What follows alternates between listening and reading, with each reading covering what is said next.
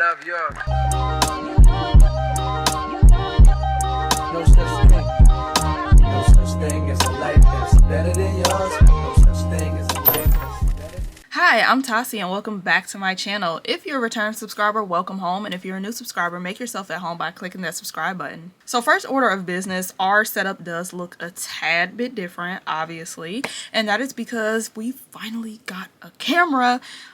Finally got a camera, okay? It has been a long time coming. You know, kudos to me, kudos to us, because this is an investment for everybody, okay? So that's just first and foremost. But second of all, today I'm going to be coming to you guys with a video about this whole big controversy involving a group called the Super Five and somehow Jackie Aina. And if you've been a subscriber of me for a while, you know that this is definitely not the typical average content that I do. I don't usually cover drama. I don't usually cover gossip. I don't do all that. But I just decided, like, I was just gonna do it today. I just felt like it. Reason being is because obviously I owe y'all a video. Badly. I owe y'all a video. Thankfully, as of yesterday, because I am recording this on December 15th. Yep, December 15th. As of December 14th, I am done with my first semester. That's another plus. So, you know, it's been a minute. It's been a minute because your girl was real focused on her coursework. She was real focused on school.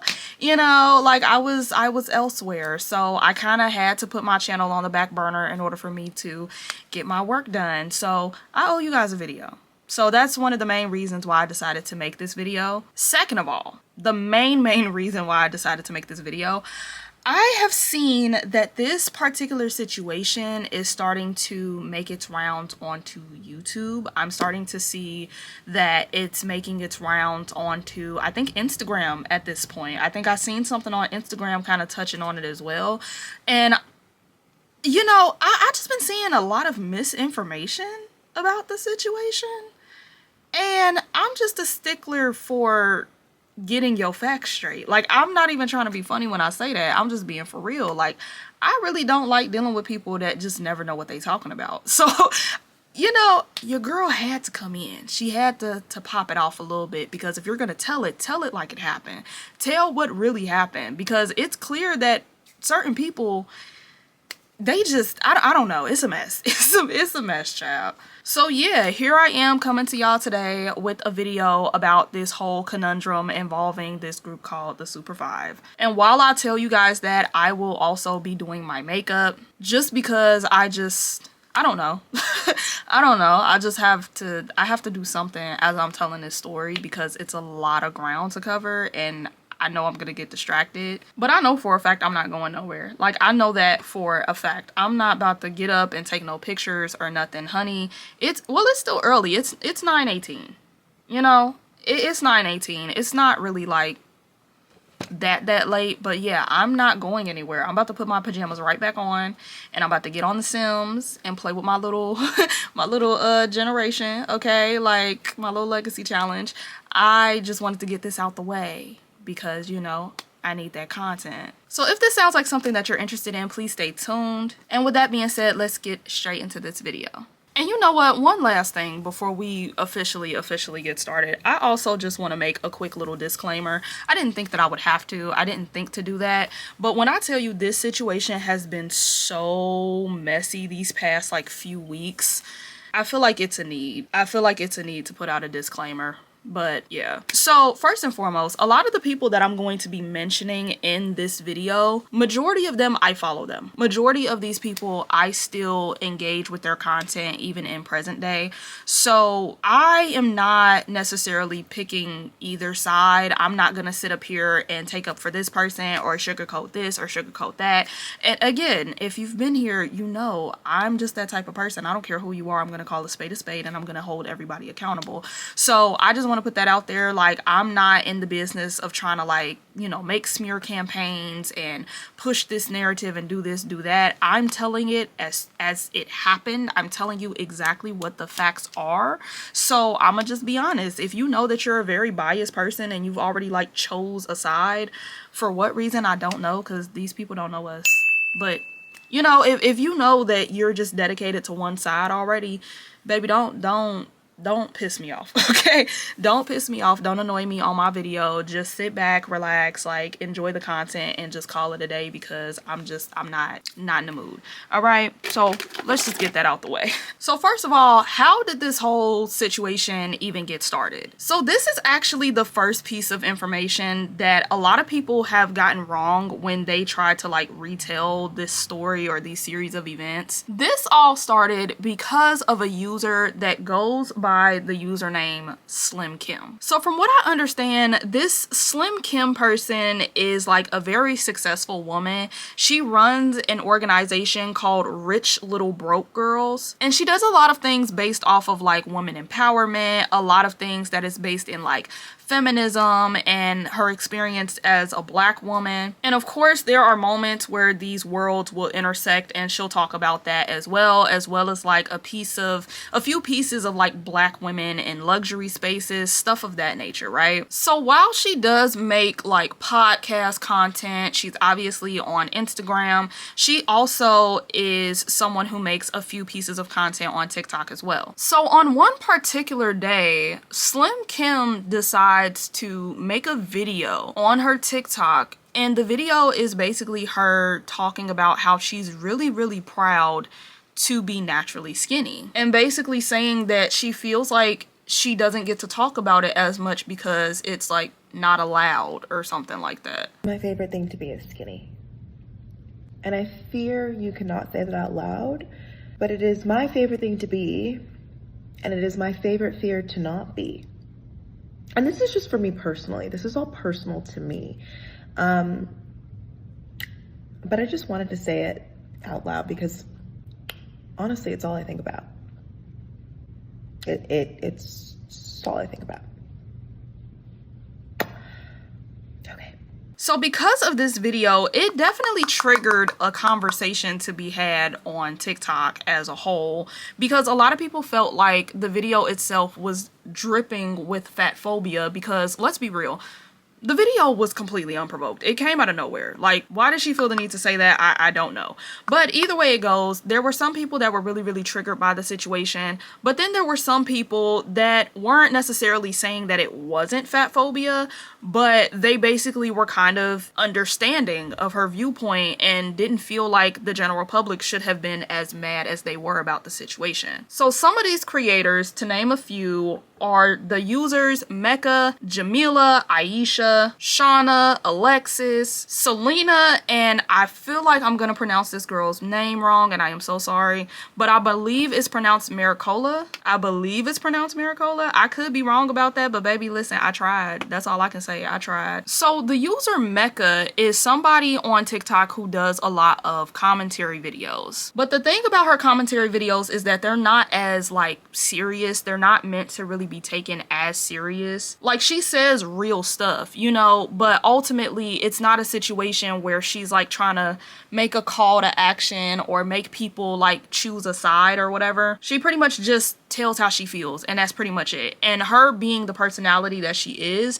a lot of times it'll have like comedic elements to go with it as well. So obviously this is one of the reasons why she was able to build such a large platform on the app TikTok, you know? That, and the fact that from time to time she shares a lot of her own personal experiences with life and like a lot of different aspects of like what she has going on currently. One of them being the fact that she often has her weight fluctuating. So she would go on to make a video of her own about the SlimKim situation, seeing how so many people were outraged.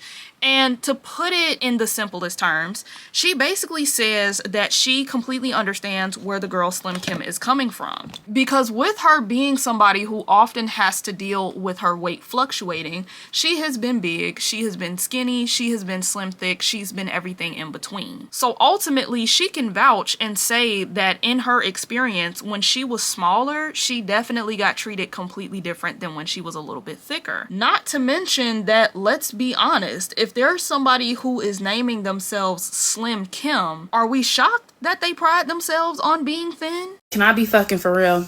Y'all know I love being fucking for real. It be making y'all mad, but I just want to be fucking for real. And if you have not been both big and small, the order does not matter. Maybe you grew up small and now you gained weight and you're bigger. Or maybe you grew up big like me and then you lost the weight and now you're smaller. It don't matter.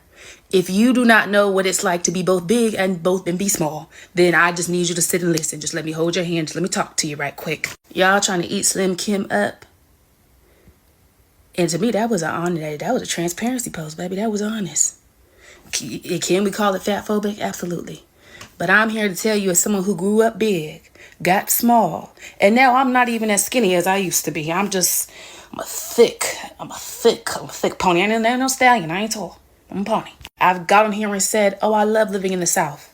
I live in the South because I don't have to kill myself to maintain the weight I was when I was living in California. When I was a vegan and doing cardio every day, that was unhealthy. I couldn't maintain that. But in the South, I can be the size that I am. I could be a little thicker. I can eat a little bit more. I can eat till I'm full. And not have to worry about nothing. And I'm not even talking about the men, because y'all always try and take it to the men, and that's not what I'm talking about. You will realize, if you have been both big and small, the world treats you better when you smaller, babes. The world, I don't never get mad at nobody for saying they want to be skinny.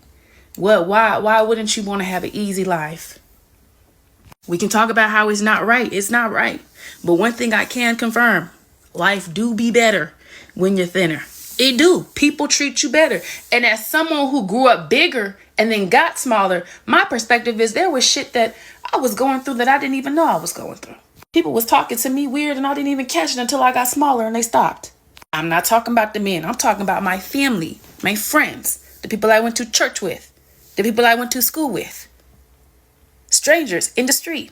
Something I will never forget realizing is the first time I went to the restaurant and noticed that people was not staring at me weird eating. And I didn't even realize that people were staring at me weird eating when I was big. I didn't realize that they was doing that until I got small and I looked up and all of a sudden no one was looking up at me. Oh, that's the type of mind fuck you go through when you've been both big and small. So when a bitch get on here and be like, no, I want to be small. Anybody who been both big and small gonna tell you, well, that makes sense. Because why wouldn't you want to have an easy life? Being big is not going to give you the easiest existence. Not in America, babes. It just simply isn't. Y'all got mad at me when I said, I don't know what Cynthia and Ariana going through, but it is concerning because they at the level right now with the way they prancing around promoting Wicked, that, you know, heroin thin is back in. That's going to affect the little girls, whether you want to acknowledge it or not, whether it's none of our business to comment to or not, that's going to affect the young ladies. And you're going to get more of motherfuckers getting on here being like, I want to be thin. I like being thin. Because what we had got to the point where it was not appropriate to say. And at least if it's not appropriate to say, then it gives us the air, the illusion that we can exist freely. But this election should have taught y'all that we can't exist freely. That's not real. We've been living in smoke and mirrors. So maybe it's not horrible. Maybe people would just start saying what they have always really thought and felt. So like I said, Mecca is very popular on the app TikTok. So obviously when she makes this statement, it causes the people to react to it, you know, rather quickly at that. And it starts to make its rounds around TikTok, even towards people that probably don't usually view her content. So unfortunately, a lot of people actually didn't like Mecca's input on the situation because they felt like she was justifying fat phobia. They felt as though she was pretty much saying that she is in agreement and in cahoots with someone basically saying that thank God they're not a fat bitch. Like, that was how they took it. Okay. So not only did this cause Mecca to make additional videos for the sake of trying to defend herself, but it also caused a lot of other users to share their own personal perspective on the situation as well, often piggybacking off of certain statements that Mecca had made, or even sometimes just completely going against what Mecca had said. Okay, so we're gonna put a pin in that. Okay, we're gonna put a pin in that because we're gonna come back to that later. Everything will make sense towards the end, but for right now, just remember that that was mentioned. Just remember that that is a piece of this whole entire puzzle, okay? So while we're still on the SlimKim situation, this situation would somehow lead to threats of violence towards Mecca as well as other people within her party. So this is how that came about. So one of Mecca's friends named Alexis is also a creator on TikTok. Alexis is one of the people that pretty much agreed with Mecca's statement, her original statement about how she didn't really feel as though the situation was really that serious. She did feel as though there was some traits of fat phobia in it, but as a collective, the situation really wasn't giving like fat phobia, because essentially SlimKim was speaking the truth. That's how she interpreted the situation. So then we would have a creator named Selena come into the conversation as well. Now, Selena had a completely different perspective on the whole entire SlimKim situation. And there comes a point in time where her and Alexis end up going live with each other and basically speaking on the situation and kind of having like a friendly debate about it. Now, while this discourse is going on, you got certain people that are in agreement with Mecca and Alexis and them. And then you have like other people that are on Selena's side pretty much saying like, hey, you know, this definitely gave off fat phobia.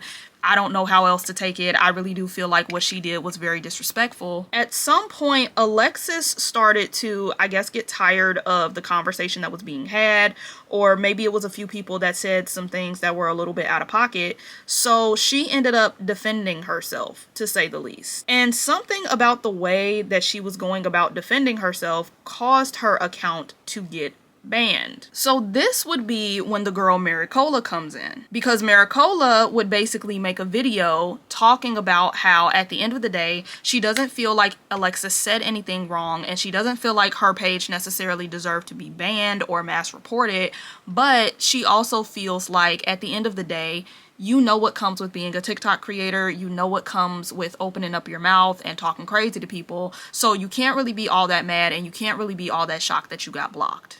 Watching Alexis not only get kicked out the creator fund but also get her account banned was not on my 2024 bingo list. Like,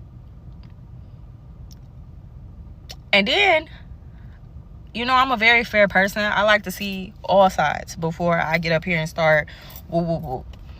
I personally feel like Alexis needs to take some accountability for the situation, because in my mind as a creator, and this is just how I feel, if you are making bread, if you are a part of the creator fund and your shit go viral and you get traction, you get engagement, you making money.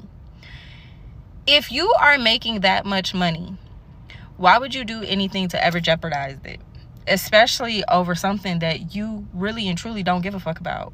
Because in my opinion, I made my videos and I went on about my life. I went back to my real job. I logged out. I decompressed. I let it go. It wasn't that serious to me.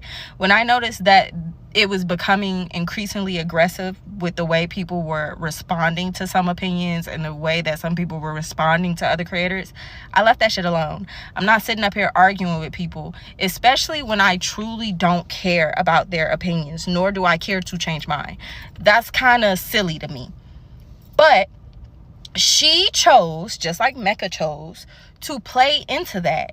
Like, they literally chose to play into the negativity for monetary gain. And now you're upset with the consequences of your actions. Because what a lot of y'all fail to realize, especially if you're a creator on here and you get paid, your audience is what makes you money. Why the fuck would you ever sit up here and try and play like your audience don't make you money? They make you money. And then when you lose your money, you double down and basically tell your audience y'all ain't shit, whoop whoop whoop whoop, go sleep on that twin XL, whoop whoop whoop, y'all don't have no friends, da da da da, you're insecure, you're this, that, and the third. As if you weren't just crying because you lost your income.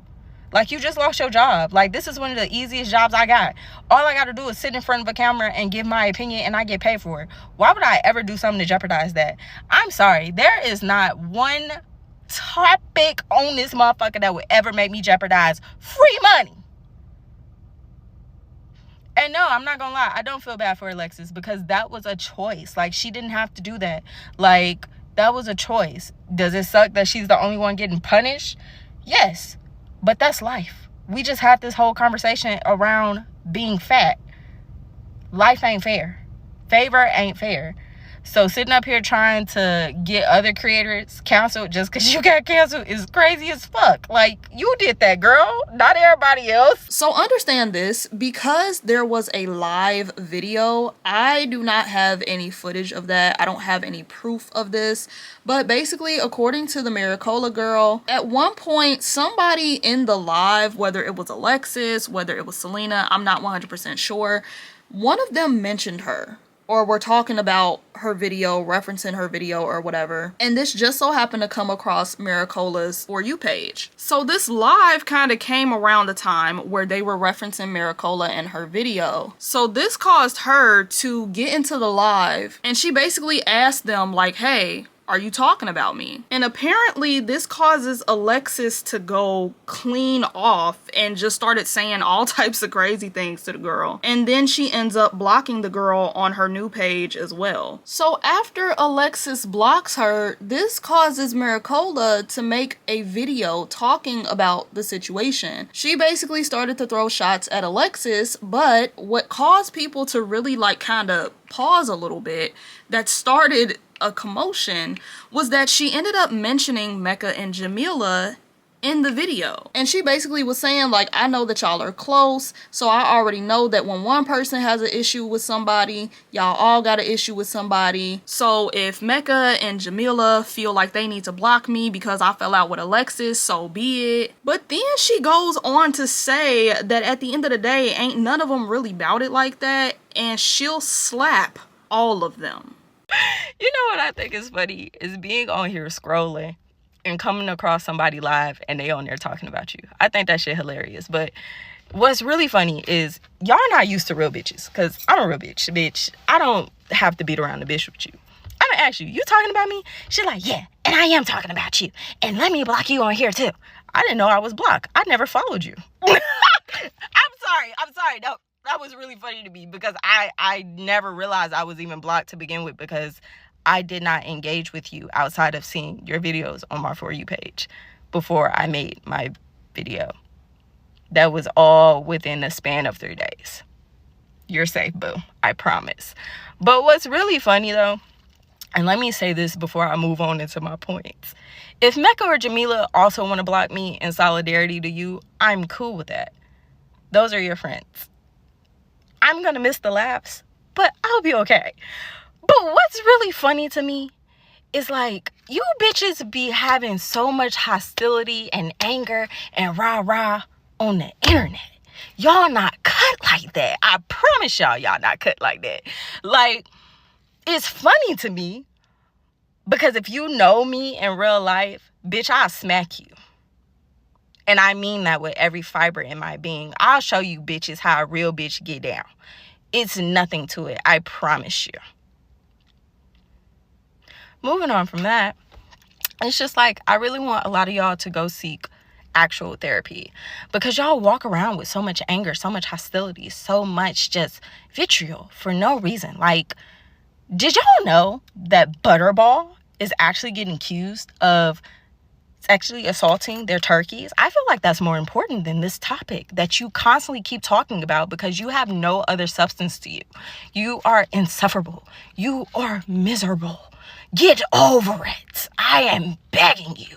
Like, I am so glad that you blocked me, because I was just bewildered that I don't even follow you. I don't engage with you, and your shit just kept popping up regardless. Like, I didn't go looking for that. I found it. Just like I found you on live, talking about the same shit you've been talking about for the longest. Move on. But you know what I mean? I can't expect much from people who make social media their whole life, even though they like to try and prove that they have so much going on outside of it, when clearly they don't. And, you know, rather than reducing myself to my old ways, I'm gonna pray for you, because you need healing. Like, you need substance. You need control. You need much more than what you are currently offering to the world. And that's all really I have to say about it. Like, there is no beef, because I don't beef with bitches that I would actually kick stomp in real life.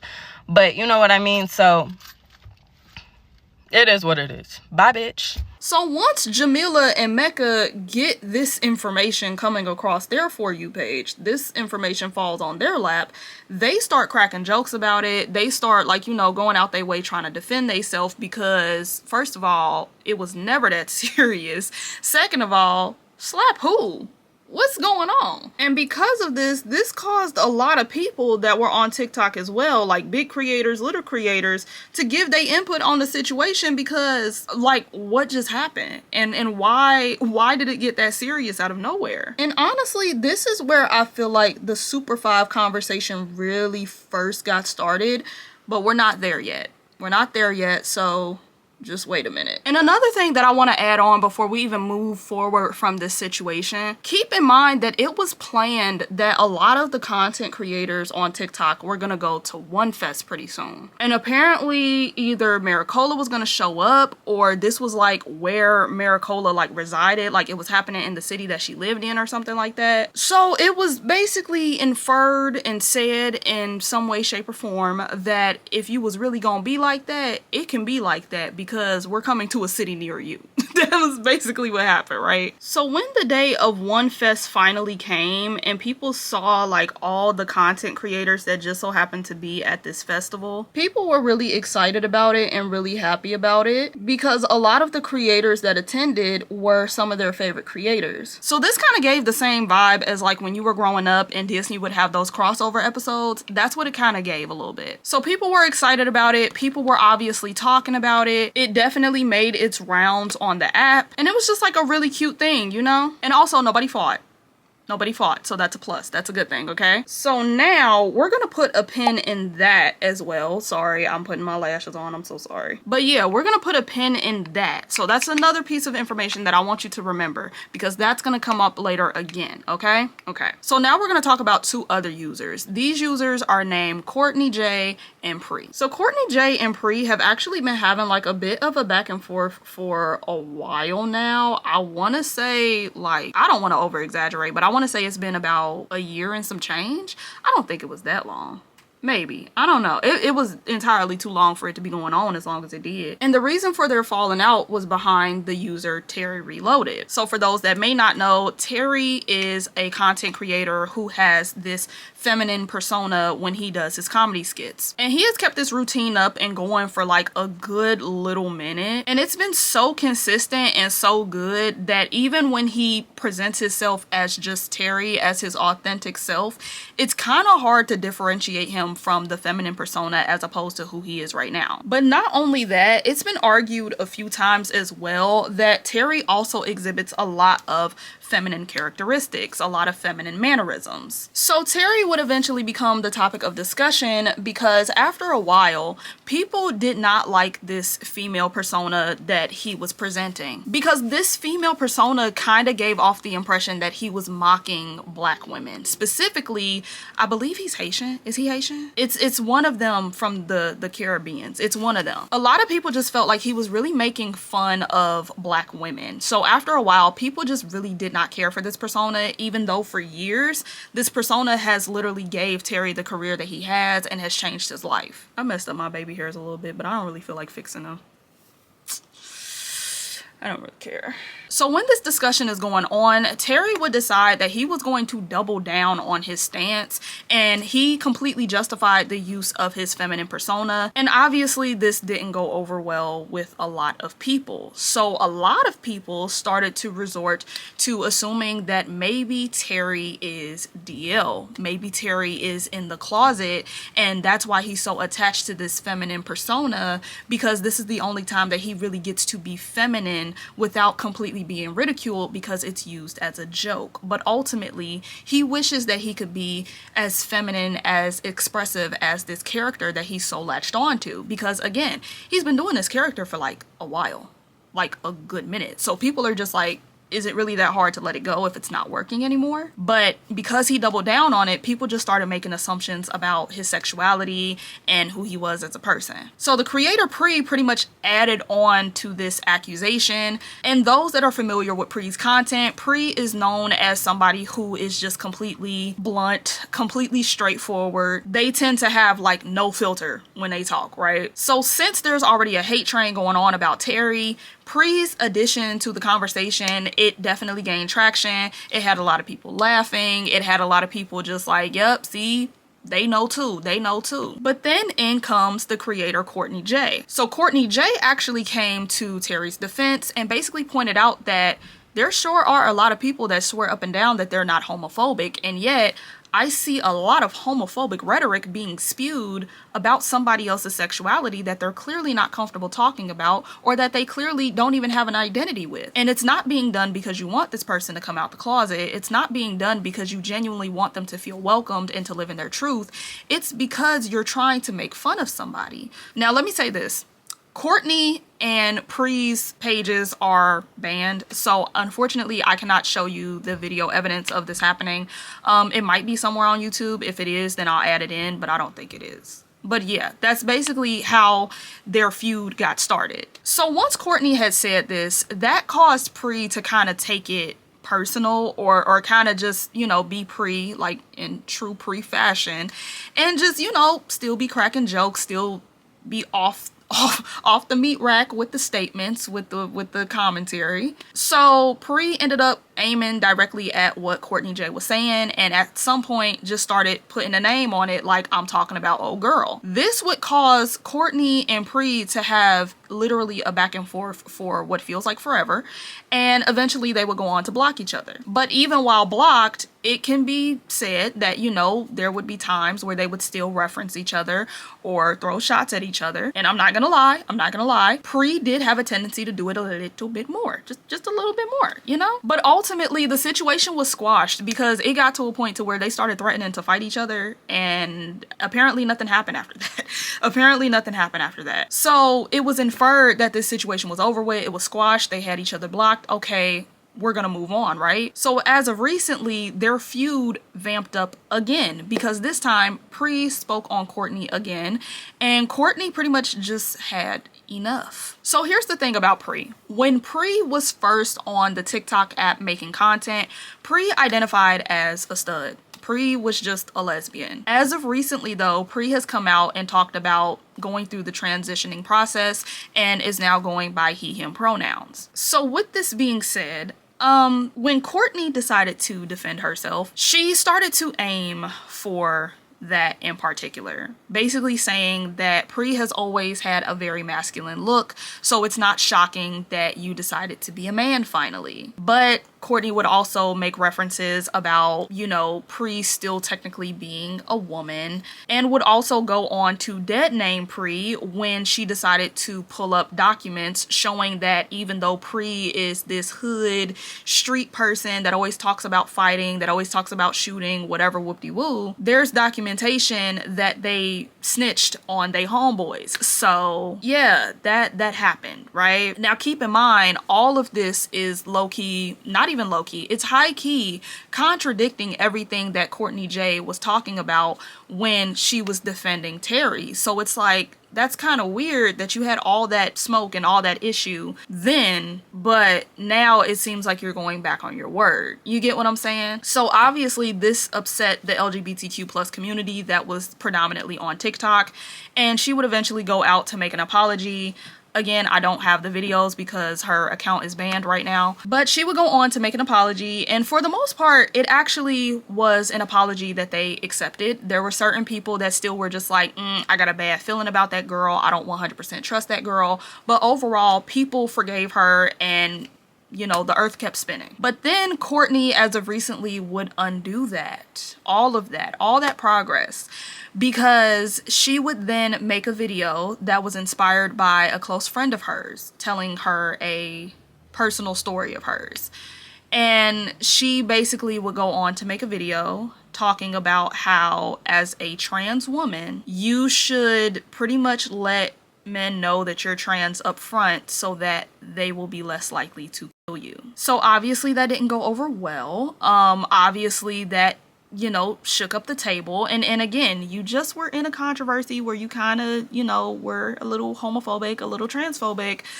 Why did we decide to do that, Miss Kourtney? I don't know. But yeah, she did that. She said that, And this time it wasn't an apology that followed directly after. She actually made multiple videos and basically stood on her statement and argued down about how she felt about the topic. So we're also going to put a pin in that. And I know, it seems like it's a lot of pins. It kind of is, but it kind of isn't. But all of them are relevant when it's all said and done at the end of the day, I promise you. But we're gonna put a pin in that and we're going to move on. So now let's talk about a new set of users named Aisha and Shawna. So Aisha identifies as non-binary, and they pretty much make commentary content that covers a lot of various different topics, as well as talk about their experience as being an adult with autism. Due to their autism, a lot of what they say can come off as very direct and very blunt, and sometimes it can be comedic because it's like, oh my god, why would you say that? But it also is just because, you know, some people like to sugarcoat how they feel, and Aisha is just like, no, here you go. This is what happened. This is how it is, babe. I'm not taking it back. And that very personality is the reason why over time Aisha has started to grow a fan base and a following on their platform. So going back to the SlimKim situation, Aisha would make a video about their opinion about that situation, and they basically, again, were kind of sort of on the same wavelength as what Mecca had said, and pretty much said that being thin is considered a privilege, similar to how it's a privilege to be white. Anyway, just to bring it back to the original point I made, yeah, wanting to be skinny is totally logical. Life is so much better when people treat you better, and people treat you better when you're skinny. People treat you better when you have a lot of privileges, actually, when you have money, when you're a different race, when you're a certain color, maybe you're built a certain way, etc. Yeah. And you should, I don't know, think about that, ponder on it and what it means for you and how that privilege can change over time or be taken away. I don't know. That's all I'm saying. I don't really think like it's not discourse, babe. I think that's not a hot take. That's just, yeah. I don't know. So this is when a user named Shawna would actually comment on this post that Aisha made and pretty much ask for clarification on how the two compare. And this is when Aisha decided to block Shawna. And this is where a lot of people think that this whole Super 5 situation really started, because honestly, you're not completely wrong, but this is more so where the stuff started to funnel, but this is not the origins of where all of this stuff came from. But again, I'm getting ahead of myself. We're not there yet. But yeah, this is where I've seen a lot of people say that like this is where the situation originated from, and you'll find out why very soon. Now, let me just tell you a little bit about the content creator Shawna. So Shawna makes a lot of commentary videos similar to the other people that I've mentioned, but she also goes on to talk about a lot of her personal life and her experience with having BPD and the various amounts of trauma that she's experienced while growing up. Essentially, on her page, she documents her journey of healing. You know, she documents how she's learning to heal from her trauma, how to treat a lot of her ailments that she experiences, and she is also a fellow simmer, so you know, I like her. But anyways, back to the topic at hand. Shawna gets blocked by Aisha, and Shawna is left confused as to how any of this occurred and why. Because according to Shawna, they were mutuals with each other and essentially had a very decent friendship.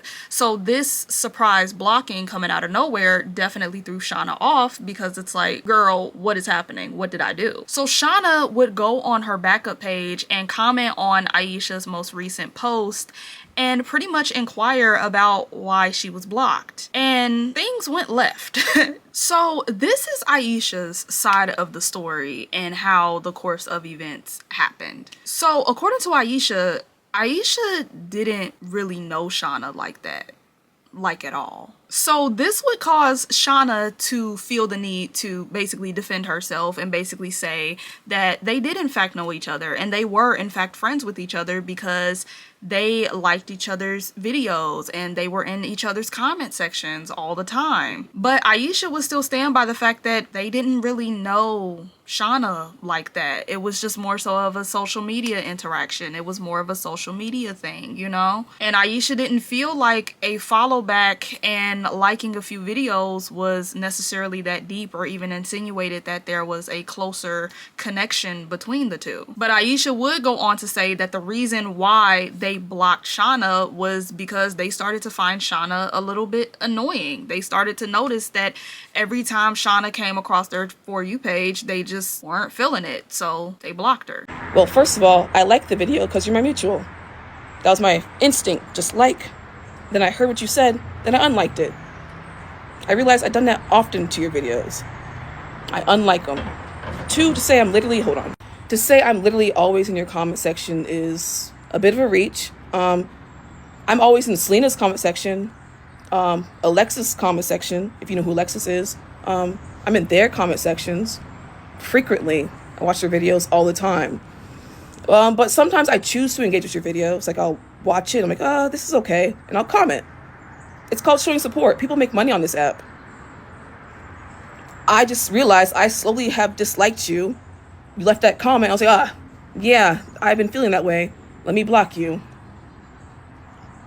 Okay. So there's a lot of videos that have been privated or possibly even deleted. So I can't really show you a play-by-play of everything that was said, of everything that was done. But just know that there were multiple comments left on Aisha's videos. It was essentially a back and forth between the two, where Shawna swears up and down that like there was a bond, there was a friendship, they were friends, and Aisha just out of nowhere started acting fake. And Aisha keeps testifying and standing on the fact that there was never a connection between them. There was never a bond. There was never a friendship. There was never anything between them.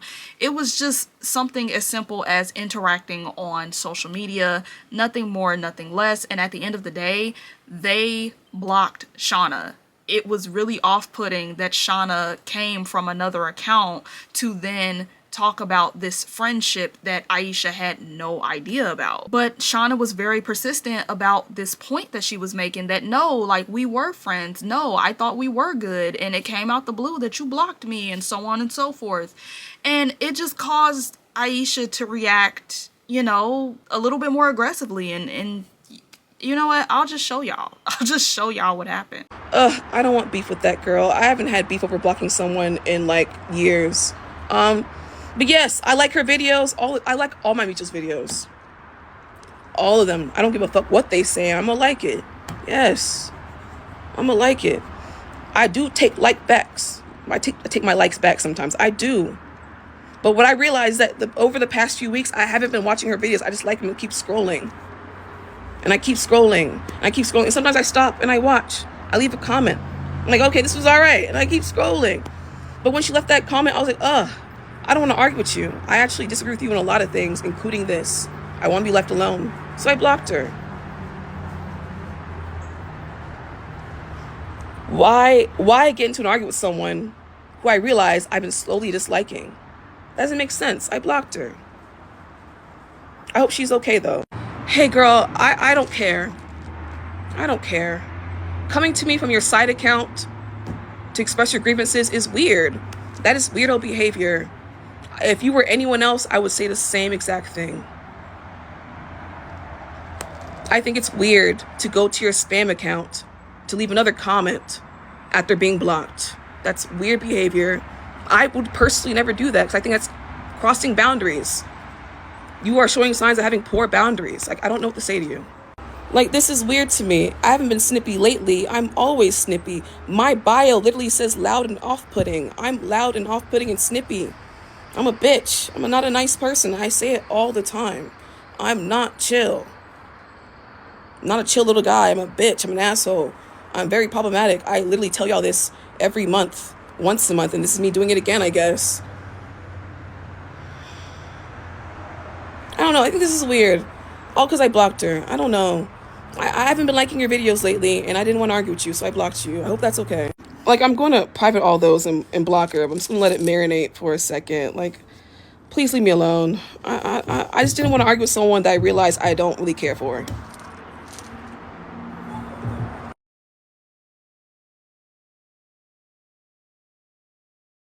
It's also just a little weird to see someone that you've never really spoken to. Like, we did a DM when we first followed each other.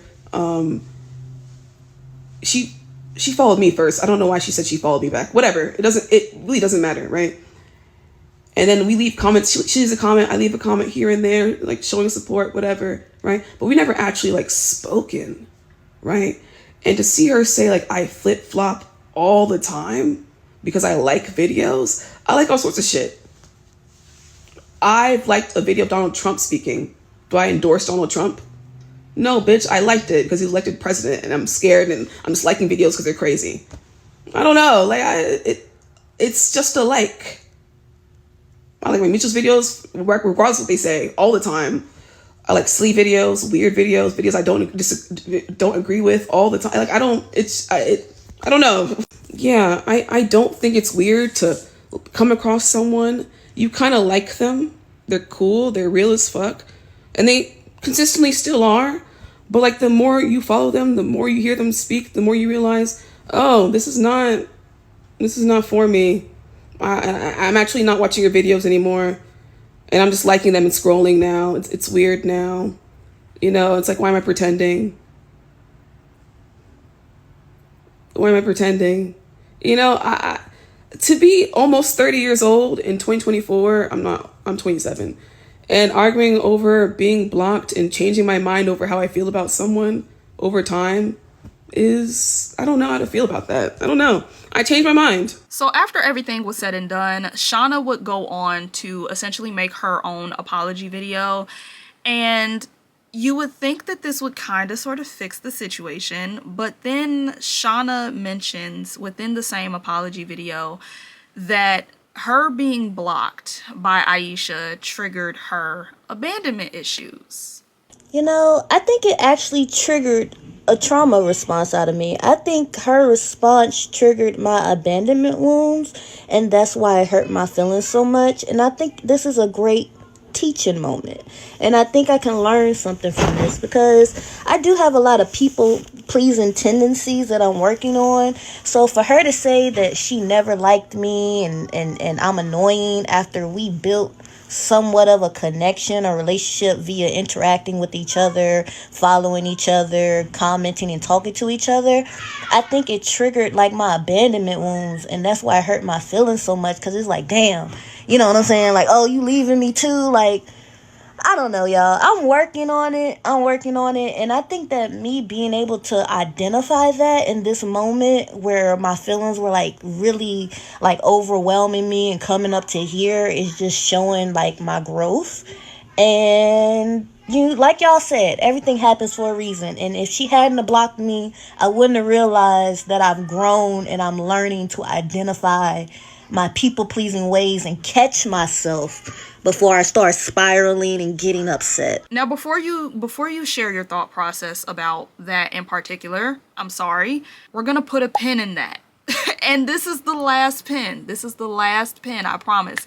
It's the last pin, okay? Well, second to last, because we still got one more thing to talk about. But yeah, like I said, it's a lot of pins, but I promise it all makes sense when it all comes together in the end. Now let's talk about the part of the story that really got the people confused. Let's talk about Jackie Aina. How on earth did Jackie end up being a part of this? What does she have to do with this whole entire conversation? And you know what? While we do that, I am gonna fix my baby hairs. I didn't care at first, but now they just look crazy. Hold on. So I'm pretty sure that majority of people know who Jackie Aina is, but for those that just so happen to may not know, Jackie started off as a makeup influencer on YouTube, and eventually by about, I want to say 2020, she would begin to shift her content a little bit. She would still do makeup from time to time, but that wasn't really like her niche anymore. That wasn't something that she really sat down and talked about as much anymore.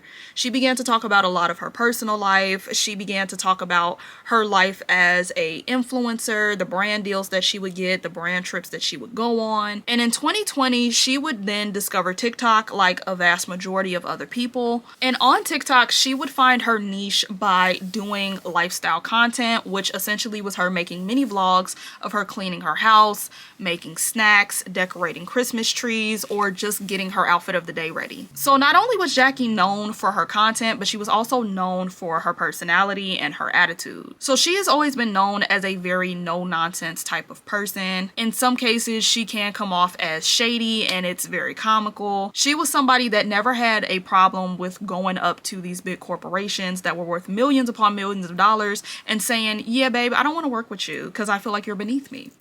Like, just straight like that. And that was something that people really, really loved about Jackie. Like, for a lot of people in her age bracket, she felt like one of your homegirls. Like, she just felt like one of those types of people where you could really relate to her. You could really sit down and talk to her. And then for those that were like a little bit younger, like when I was getting into Jackie Aina, you know, like we were teenagers. We were like teenager age. So a lot of the younger audience would also look up to her as like an auntie because they recall having like the rich auntie, the fun auntie, the cool auntie, you know? And this would basically become one of her nicknames on the internet. People would often refer to her as Auntie Jackie. So Jackie would eventually get into her first, I guess you could say, TikTok controversy when she would take to her page and basically let the world know that she no longer wants to be referred to as auntie. And the reason being is because she felt like, number one, it was aging her very significantly because she didn't feel like she was really all that old to be referred to as someone's auntie, because a lot of the people that were using that terminology, they were adults themselves, or they were sometimes even in the same age bracket as her. Second of all, she felt like it was really personal. She felt like it was something that was supposed to be for, you know, people that were kinfolk to her, specifically people that were skinfolk to her. But as her platform grew and she started to meet new people, get new opportunities, it was starting to get weird that there were people that she didn't know and non-black people and even CEOs of companies that were referring to her as Auntie Jackie. And then there would also come a few points in time where she could tell that certain people were using the term auntie as somewhat of an insult when it's really supposed to be a term of endearment. So she just simply took to her TikTok and made an announcement about how she's de-auntifying herself. I'm going to talk about how I've been un-auntying my public persona, if you will. I'm growing into the next stages of my life, and I'm going to be looking at other people who have done it already, but they see me as their elder, but they're really my elder. Who is the big sister to the big sister? When you're young, being mature, it's like a flex, right? It's like a real flex. Then you get to your mid-30s and you start looking back at what are supposed to be your youthful years, and you're like, wait a minute. So I've just been an adult my whole life? So I've just been wise my whole life? I'm reclaiming my time. I just woke up one day and I was like, you know what? Wisdom, it's not my entire personality trait. And also, I don't know everything. The people that are looked at as like aunties and, you know, the people that you want to be when you grow up, when that person makes a misstep or when that person does something that's like slightly less than perfect, it's judged typically 10 times harder. It's hard for people to see you as a real person. I never really got to be young. My childhood was terrible. We ain't doing no story times on that one. Then I got to my 20s and it's like I had to be 5 years older than I really was. Then you get to 30 and everybody's treating you like in your 40s. And I'm just like, you get to protect your youth and enjoy yours. Let me enjoy mine now. Everybody that is watching this and cannot relate to this, I guarantee you have a friend in your group that is that person and behind closed doors is probably not doing that great. Go check on that person. I guarantee you the person that you think has things all figured out is literally going through exactly what you are, but are probably just better at coping out loud. A lot of people did ask me if I'm younger than you. I'm 23, I'm 21. Do you mind if I call you auntie? And it's still a hard no. And it actually makes me a little bit sad because these are people that are at the age that people started calling me auntie. How come when I was that age, I still had to be? Why couldn't I be young when I was actually young? Online, I just don't want to be treated like everybody's elder anymore, you know? I don't. Even people that are older than me. I'm truly moving into a new phase where I'm just like, yeah, I feel my age and I actually kind of want to enjoy it. So cheers to making my first smoothie, and I will see you guys on my next video. Bye. And this caused the app to have a bit of a debate about it. For starters, there were so many people that knew her as Auntie Jackie and referred to her as Auntie Jackie. So finding out that they were not allowed to call her that anymore, they definitely were off-putted by that, because it's like, oh, okay, where did that come from? I just got blocked by Jackie Aina for sending her a hey auntie with the heart emojis. So are we like not allowed to call her auntie anymore? Because I could have sworn we were calling her auntie before, but now I'm blocked. So But not only that, there were also certain people that were arguing that she gotta be having a midlife crisis because, babe, you're at the age where somebody would pretty much identify you as an auntie even if you had no nieces and nephews. But then there were people that were essentially commenting on the situation by breaking down and dissecting exactly what Jackie was trying to say and understanding that at the end of the day it was a boundary that she set. So some of these people that gave this commentary were people like Kaylin, the nosy bystander, and Mecca and Jamila. I'm just saying. Telling everybody not to call you auntie is a very auntie thing to do. That's all I'm saying. And I just think that's funny. You know what's real lame? Getting on here and telling us, so I literally got blocked by insert name. Girl, you are so excited to be blocked. Like, you are so excited to be blocked. Girl, if you don't go somewhere. As somebody who is approaching 30, I can definitely understand you being like, have you seen my childhood? Because damn, it's like I graduated high school 10 years ago. It's definitely a weird thing. But at the same token, like, I don't wish I was still 18. I'm so happy to be almost 28, you know? Like, you gotta just sit in it. And even if your childhood passed you by, it doesn't take away the opportunity for you to live life. But we are getting old, and that's, as the old folks say, a blessing. Amen? But also, blocking people for calling you auntie, I'm not mad at it. I once blocked a bitch because she said she didn't get the joke that I said on here. Well, get your unfunny ass up on out of here, ho. So, you know what I'm saying? To each his own. To each his own. Jackie is going to be 37 years old. Actual auntie age. Actual knocking at the door of the TTs. It was cute when she was in her 20s and it was a kiki and it was a joke because we all knew you was in your 20s. Now we're actually getting up there. And can't you blame her really the way that y'all do women when it comes to age? Look at how y'all acting with Winnie. Winnie, yes, you're 30, but you look 45. And I'm not trying to be mean. I'm just saying that you look like an old haggard bitch. That is exactly what y'all doing. So can you really blame Jackie? Can you really blame her? No, you can't. I personally wish she had been honest. I wish she hadn't came up with all these excuses, because honestly, if she had came out and said, you know how it is, y'all. I'm in my late 30s, getting up to my 40s, and y'all calling me auntie do make me feel a little type of way. That would have opened the door for such meaningful discussion. You know? Bitches don't be thinking. I always be thinking that the PR move, bitch, turn into a bag. Make some money. Get the views. Because either way, you're going to feel like that, right? Anyway, the way I think of it is when y'all call me auntie, I have an old essence. My parents were in their 60s when I was a teenager, which is why I feel like age is, I don't want to say subjective, because, you know, you are the age you are. But my mama was 40 having her first baby, 42 having her second child. Old is really just a state of mind, you know, because we was running them people ragged, and they were senior citizens. And they was up and down. I swear, I only feel like I noticed my parents getting quote unquote old since like when I like my last year of college. I said, whoa, y'all are aging. You know what I'm saying? And by that time, motherfuckers was like 70. So it made sense. What I'm trying to say, if you feel like you're young, you're young. Youth is a state of mind. It's not the outside, you know? But let's not act like we don't understand why Jackie's like, don't call me auntie. Let me just say this. I don't think that a lot of people use it to be disrespectful. I just think, you know, it is what it is. But with parasocial relationships, just as like a content creator myself, and I mean, you read comments and it's like, oh, I didn't mean it like that. But it can be read or taken out of context. It doesn't have the same like situational awareness as if you're in person. And you know if someone's saying auntie to be like term of endearment or if they're trying to be fucking funny. Like you can't tell that shit over the internet. In the comment section of this video, someone literally got in the comments and said, you know spring chicken yourself. Aren't you in your late 20s? Auntie, da da da. And that it's so crazy that y'all get in the comments and prove the point that I'm trying to make. Exactly. Y'all say, y'all use it as an insult. Y'all use it to try to humble women. Y'all use it to be nasty, whatever you're trying to, you know, negative connotation with it. And then you turn around and when women react to that and be like, don't do that, you get mad. You be like, oh, but let's not play like y'all don't know how y'all do. Y'all, it's right there in 4K.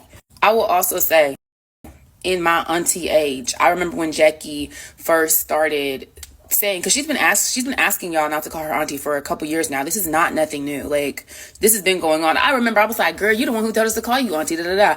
The older I get, this is what I say, like PR, like as a PR girly, it's harder to unbrand yourself once you branded. Like, that's more like you're still getting people call you auntie because you branded yourself auntie. But just from a regular bitch standpoint, and this has nothing to do with the age thing, because I don't care if people call me auntie. Are people not allowed to evolve? Y'all are constantly, like, that's why the internet's so fickle. Y'all constantly contradict yourself. We say, you're allowed to evolve. You're allowed to change. We need to give people the space to grow and learn and change their ideas and change their thoughts. And then when people get on here and do that, y'all get mad. You know? That's what I'm saying. I'm just food for thought, child. Y'all be the same ones on here talking about, let the children express themselves. Y'all don't let nobody change or learn or da. And then bitches get on here, well, you know, I thought about it. I don't want y'all to call me auntie no more. Shut the fuck up, auntie bitch. All right now. Oh, yeah, baby, yeah, nasty. You said, let's get nasty, dirty, gutter. When bitches said, don't call me sis. That's just my preference. Don't call me sis. You bitches understood. You got it. It made sense. Now bitches said, don't call me auntie, and it's...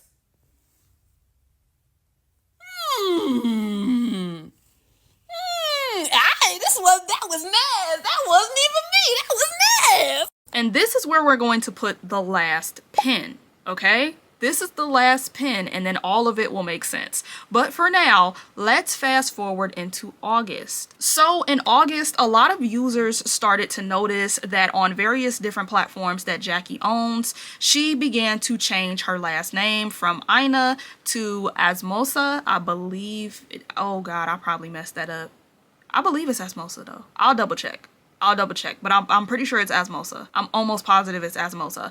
But yeah, so she changed her last name on majority of her social media platforms. People took notice of this and they basically started to say congratulations to her in her comments. Reason being, again, for those that may not know, her now husband Dennis had actually been engaged to her for some years.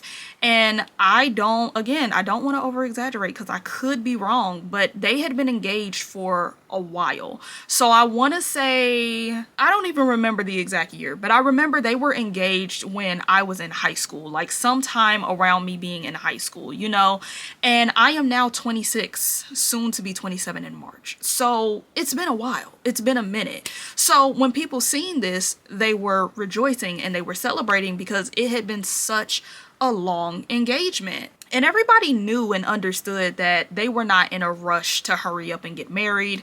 They understood that the persona that they interpret of Jackie probably wants a very big and extravagant wedding, and that's probably another reason why it's taking so long. But either way it goes, the wedding was had. The name is changed. People were happy, okay? But then there would be a lot of users that would sit back at one point and realize that shortly after telling Jackie congratulations in her comments, not only were their comments being deleted, but some people were actually getting blocked. Man, it's just too much going on today. Jackie Aina is blocking y'all for saying congratulations. A bitch won't get a go to sleep lullaby out of me. Andrea, unprivate that goddamn page, girl. Loyal had his first day of school today. We want to know how it went since you all in a damn family. So this definitely shook everybody up because it's like, oh, what's that about? You know? And according to Jackie, the only people that she was really blocking were people that were clearly trying to throw shots at her by saying things like, ugh, finally, but congratulations, girl. You know, she was blocking people of that sort. But it just started to become a little bit more prevalent to a lot of people that, like, you know, it seems like, you know, I didn't say that to her and she still blocked me. This message is for Jackie, Aina, Asamoah, whichever one. Y'all, while I'm minding my business on TikTok, right? And I keep seeing all the videos that people are posting about Jackie Aina or Jackie Asamoah, whatever her name is, right? And I keep seeing all the videos about people talking about how she blocking people because she done got married and people are telling her congratulations, right? So when you type her name in the search bar, like Jackie Aina, it doesn't come up anymore. You have to type in her new name. So I'm typing her new name in. I can't find it. I can't find her page. So the videos that I'm seeing, they're tagging like her new name or whatever. I'm clicking. I'm like, why this bitch not working? I'm like, maybe she just deactivated her page or whatever. Why I go on my other phone, y'all? Type in Jackie Asamoah on my other phone. Why she pop up, y'all? Like, why does her page pop up? So I'm scrolling through the videos. I'm like, wait a minute. Did this bitch block me? Mind you, I'm not even one of those types of people that be leaving all types of comments on the people's videos or whatever. I'm the type of person, if I ain't got nothing nice to say, I'm not about to be under your comments saying nothing negative or whatever. I'm like, what the fuck did she block me for? Like, I remember this time when she was blocking people for people calling her auntie or whatever, but I ain't never called her auntie. I didn't congratulate her for getting married. So I'm like, what the fuck did I do? So this message is for Jackie. If you see this, you owe me a refund on that perfume for blocking me, because I supported you. I bought your perfume, bitch, and you gonna block me for no reason? Not that I give a fuck, but I do give a fuck, because I can't take it back to Sephora and get my money back because it's been too long. So while all this commotion is going on about Jackie blocking people, Mecca and Jamila go on to make videos basically laughing and cackling at the people who are shocked that they're blocked. And they go on to say like, well, you know, if you a fan of Jackie, if you know Jackie, you shouldn't be surprised. To be honest, you shouldn't have said anything. You should have just accepted the last name change and let her address it when she was ready to address it, and y'all wouldn't be salty right now. Now, y'all know Jackie Aina is a strict bitch, and she runs a tight ship. She is no nonsense. So I know y'all not getting up on here saying shit like, ooh, finally she got married. Girl, you know she gonna block you quicker than you can get a candle from her new line. Jackie really do not be playing with y'all, and it be so funny to me, because every time she get to blocking folks for doing some bullshit, y'all be like, can you believe I literally got blocked by Jackie Aina because I said she was an auntie? Like, yeah, I can't believe that, because I've been following Jackie since like fucking 2013. I know that lady very well. Do you? That's like getting surprised that Beyonce doesn't release a song because it got leaked. Duh! You gots to know who you a fan of, sister. Jackie don't play with us like that. Y'all should know that if you really follow her. Y'all know you gotta just sit back and let Jackie tell us her business little by little. You just gotta be a spectator. Now, thanks to y'all, she may not even give us the goddamn footage because y'all talk too motherfucking much. Jackie, I still want to see the pictures though, sister. Congratulations. But here's the thing. Practically within that same day, Jamila would come to find out that Jackie blocked her as well.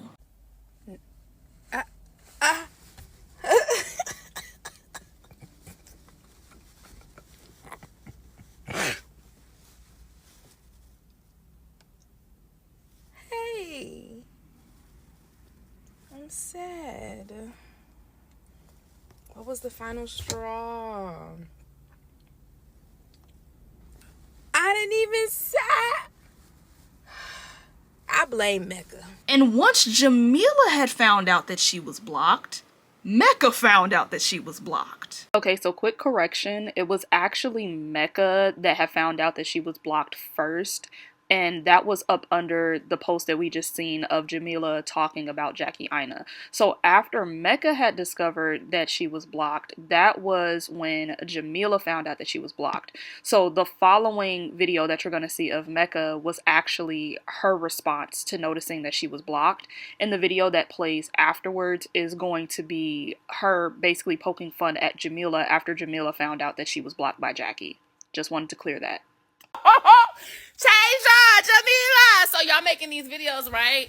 And I never followed Jackie, but I've been able to see her page before. I mean, I have followed her. Obviously, she's Jackie India. But like on this platform, I had never actually clicked follow. And I used to be able to see her page. So I was like, oh, let me see if I'm blocked since everyone's checking. Girl, that was recent. I'm blocked. And bitch, I'm blocked on my main page and my burner page.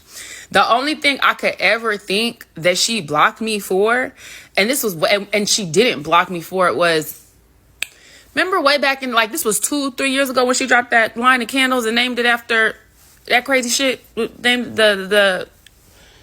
what she do with them candles in Nigeria, and I had spoke on that, but even after that, I wasn't blocked. And that was like 2 years ago, and I've definitely looked at her page in the past like 2 years. So this is, I think I know what it was. I think when I be blocking people and I say I have the spirit of Jackie Aina on me, that has to be it.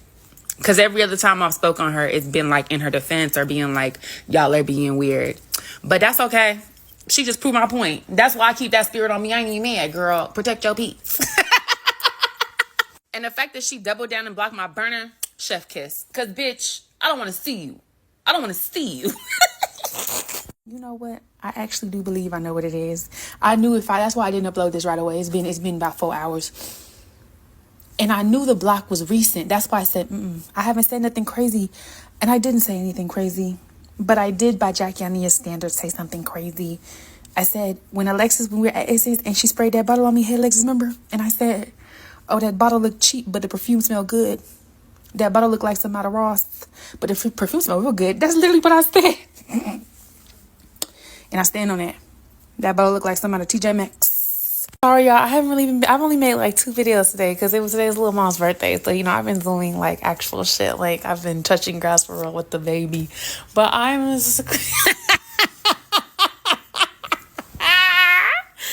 Jamila, you thought she was better than me, bitch? You thought she was better than me? Look at you, silly ass hoe. And the other reason why it's so funny is because they've been in my comments, Alexa's comments. I said in my video, I said, oh, this is recent. Because I've looked at her page. They were saying it's because of the nosy trip. You know what? If a bitch blocked me because another bitch paid for me to go to Essence Festival, nothing is serious. And after Mecca found out that she was blocked, the other people that they tend to kick it with and coexist with on the app started to realize that they were blocked as well. So they were being blocked just for being associated with Mecca and Jamila. Imagine today, of all days, being the day that you find out that Jackie Aina blocked you on TikTok and Instagram. I have never said nothing negative about that lady. Never. I feel like I'm guilty by association or something. I have 2 of her perfumes. I ain't ever did shit to her. Like, I just seen a bunch of people talking about her. I'm like, oh, what happened this time? I go to search her, not coming up. I search her new name, not coming up. Go to Instagram, not coming up. And then I see somebody else post her, and I'm like, okay, well, let me just go to my burner Instagram, see if I can find it. Found it, hit the link in her bio, not coming up. Like, to her TikTok, it's not coming up. So I switched to my burner TikTok, hit the link, boom, there it is. What the fuck did I do? What the fuck? I've been with Jackie since Little Pumpkin Pie 05. I guess I didn't make it to the Jackie Asamoah era. Like, damn. I don't know. Like, I do like Jackie. I don't know why she blocked me. I quite frankly don't care. I know I didn't do nothing wrong. I'm gonna guess it was probably just like off of a other random video that she maybe didn't like. But I do think there is something a little weird about not wanting to be perceived on the internet when you can stop posting. You don't have to do this. You don't have to. Oh my goodness, this is so messy. Why would you mention me on the video of the person who said they've been getting everybody blocked, who everybody is blaming? I'm not trying to get blocked by association.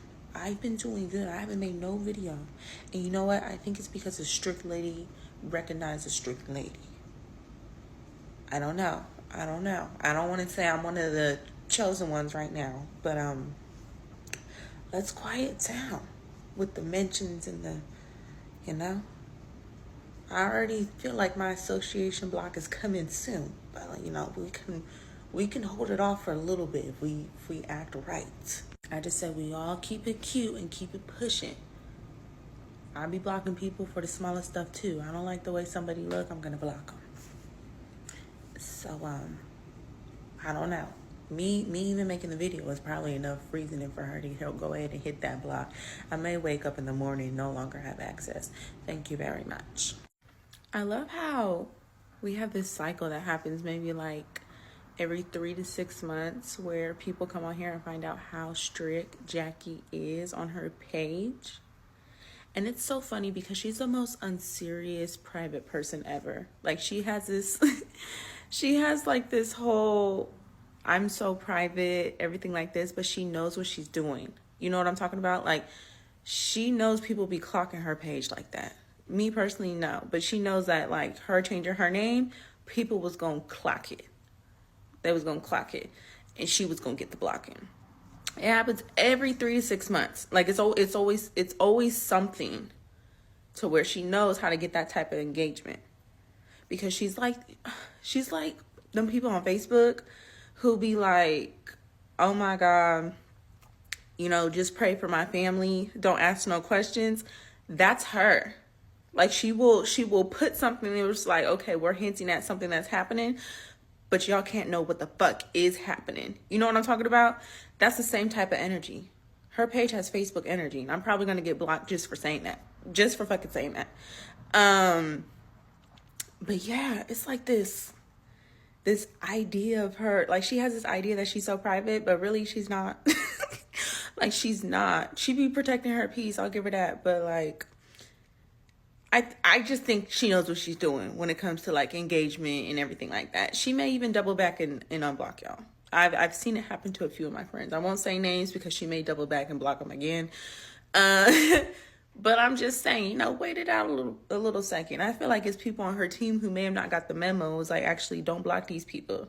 It may not even be her right now, y'all. It may be, she may have a group of blockers that she's hired just to block anybody who says her name. I want y'all to know, I'm not new to this. I'm true to this. When I said a strict lady recognizes a strict lady, I move with a certain type of way because I know how they are and how quick they are. I've been getting people before they got me since undergrad. You see this Black at UCSD chat, all these chats? I remember there was a point in time where the chat started getting like really strict, and it was no longer about fun. It was no longer about jokes and community. It was like so many rules in there, like you couldn't even say anything to anyone without someone getting upset. So I was seeing them blocking people left and right in the chat. Like, you say something wrong, you getting kicked out. So I said something crazy in the chat and I left on my own. Until this day, I still have motherfucking access to that chat. I've been graduated since 2018. So with that being said, I'm not blocked, y'all. I'm not. The access is still there. I would say I blocked her in solidarity with my friends. You're not gonna block my friends, okay? Do I still want to peep on the page every now and then? It might seem weird, but you know, I have an experiment I'm doing. I need to see if, because she's on this blocking rampage, that she has something up her sleeve coming, and I don't want to miss out on that. So once it comes, I'll let her get to me. I'll unblock it. But until then, I can play this game for years, as you have seen previously. So first things first, if you've been doing anything other than laughing for the last 24 hours, I need you to get a grip, go outside and touch some grass. Someone blocking you is not the end of the world. My For You page, thank God, I've only seen a couple of very serious upset think pieces. It's been jokes because this is not serious. This is very funny. As a PR girly, as a content creator myself, and as a consumer of content, though, this topic is really fascinating, and I do want to hit from it. I do want to hit it from all three perspectives. From a PR perspective, one could say, whilst Jackie is very unserious and has a bit of unrealistic expectations with the type of platform she's created, she's a marketing genius, because this type of thing tends to happen every 6 months with her, and it gets her back talking. While also she has a really huge following and has sustained that for like over a decade. So it's almost like an expected part of her content. At some point, Jackie's gonna block someone, or she's gonna go on a block spree, and we're gonna see who's getting caught up in the RICO charge. Right now, it's YSL Mecca, YSL Mila, YSL Alexis. But this is definitely a piece of her content and her brand. So from that perspective, someone could be like, oh, she's doing this on purpose. Also, Jackie being one of the OG influencers, there wasn't really a set landscape of like content creation and what you wanted to show and what you did not want to show when she came up. So I do think she's been learning her privacy and her boundaries trial by error, and sometimes that swings the pendulum so far left.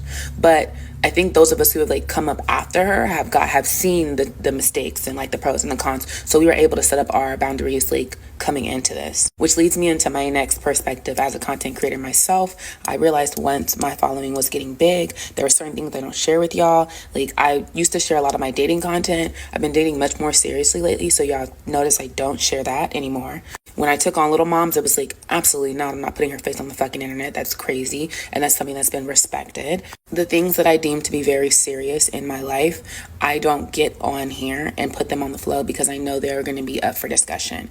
And the things that are happening with me, sometimes I might mention shit. Like I mention shit a lot, and sometimes y'all catch it like, Mecca. But I don't expound upon it, so it just becomes just that comic. It's a bunch of likes. And because of the creators like Jackie, I was able to know that like, okay, I'm not putting my relationship on Front Street. I'm not doing X, Y, and Z. Even watching her now, when I get married, personally, I don't feel the need to change my name. I might take my husband's last name. I might hyphenate it.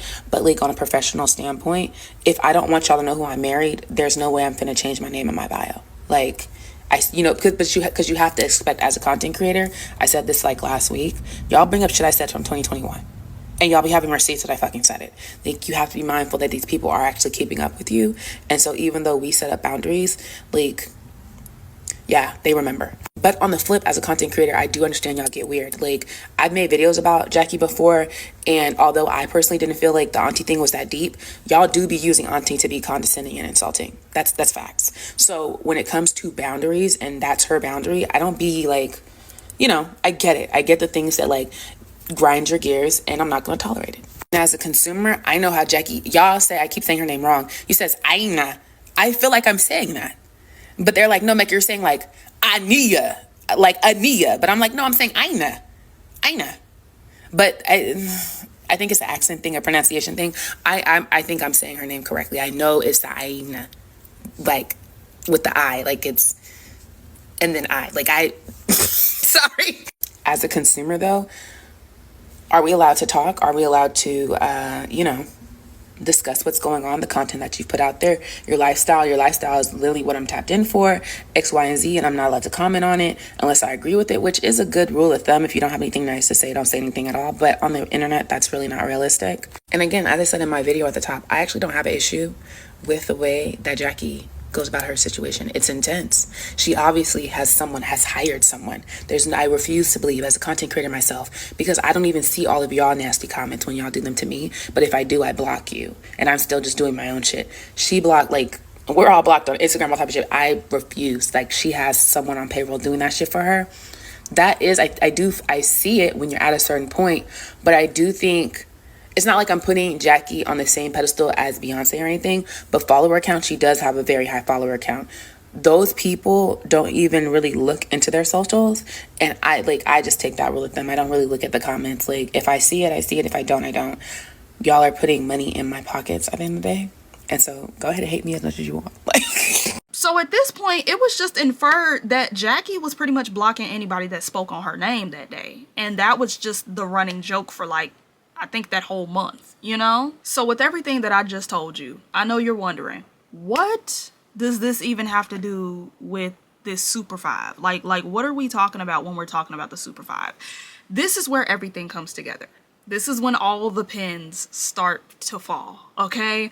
So, going back to the conversation about Kourtney J. When Kourtney J said what she said about trans women, this caused her page to get banned because obviously there were certain people that really felt disrespected by what she said, so they were reporting the video, possibly even reporting her page. So eventually TikTok just completely banned her account, period. So because Kourtney J had her account banned, that was also something that the masses on TikTok were talking about as well. So this caused for Shawna to then make a video of her own, basically saying, well, while we're at it, let's ban that Super 5 too. I hope all their accounts get banned, if I'm being honest. Truly. The whole Super 5. And y'all know exactly which ones I'm talking about. I'm tired of it. Leave all that shit in 2024. Good God. Now this is the big question. Who are the Super 5? Who exactly is the Super 5? Like, why do we keep hearing things about this alleged Super 5? So, first and foremost, this was a term that was coined by Shawna. Nobody called them that. That's number one. Number two, The Super 5 really depends on who you ask, because the members will always change. The people that are involved will always seem to be interchangeable. It's never really clear exactly who these people are supposed to be. But one thing is for sure, Mecca and Jamila are definitely a part of this group. They are the 2 out of the 5 of this group. So to put it in layman's terms, the Super 5 are Mecca, Jamila, and anybody that likes them that pretty much does similar content to them, which is essentially commentary. So there is a large amount of content creators on TikTok that essentially do commentary material, and sometimes they talk about politics, sometimes they talk about pop culture, or sometimes they talk about the controversies that happen just within the TikTok sphere. So it really could be anybody, because sometimes they tend to feed off of each other, they tend to piggyback off of each other's points. But specifically, the users Alexis and Sabrina apparently know Mecca and Jamila on a personal level, and Mecca and Jamila know each other very closely because they all went to college together. I believe Sabrina was Mecca's childhood friend though, so I think she got introduced to Jamila. But yeah, pretty much those 4, they definitely run in the same circle. They're definitely friends in real life and on the app. So with the other content creators that do commentary, as well as Mecca, Jamila, Sabrina, Alexis, they from time to time had multiple moments where they would actually meet outside of TikTok and go on these events or go on these trips with each other. So it was pretty much an understood but also unspoken thing that essentially these people were quote unquote clicked up. I'm sorry, what is your name as a group? The Click. Click or clique? Click. Let's do it. So once the One Fest rolls around and practically all of these same people start to come to this event, and I don't think they got an Airbnb together. I think they just all happen to be up under one roof and we're playing games. But either way it goes, they go to One Fest. A lot of them are still, you know, really close to each other. They're playing games. They're making TikToks. It's not necessarily a collab situation. It's like they genuinely just went on a group trip together, you know? But from what we understand as the audience, it's not really clear if this was really a group trip or if they all just happened to go and they all just happened to link up with each other. But either way, once they all went to One Fest and they started posting the festivities of them all being at One Fest, this is when that idea of there being a clique started to penetrate a little bit more into people's brain. And again, going back to the Maricola situation, when Maricola decided to say that she would slap Mecca, and then within the, what was that, like the following week or like the following few days, they popping up in the city, it was also kind of inferred to a lot of people that like, oh, they all showed up so that they could watch the fight. Or, you know, because you can't control how other people's brains work. There was probably some people that thought that they was gonna jump that girl. Who knows? Like, but basically, once that One Fest situation happened, people just automatically clicked it in their head that like, oh yeah, they're a group. Oh yeah, they're like in cahoots with each other, because there's no way that y'all all just appeared and it was just a coincidence. So once Shawna had made her video, this is when we started to see majority of people coming out about how they actually feel about the Super 5, but specifically Mecca and Jamila. So in Shawna's comments, they started to name drop all the people that they thought were in the Super 5, but you will start to see that Mecca and Jamila were always the ones that were being mentioned the most. And one of the allegations that people were making were that these people were basically just a big group of bullies, and they were a big group of mean girls. And the reason why people felt that way was because it seemed like when one person would say something about a particular controversy or a particular situation, it seemed like the others would follow suit. So again, going back to Maricola's statement, when one person falls out with one person, it seems as though they all move as a team, and now everybody's making a video about that person, everybody is ostracizing that person, blocking that person, laughing at that person, etc., etc. And the situation that just happened that kind of helped them push this narrative as well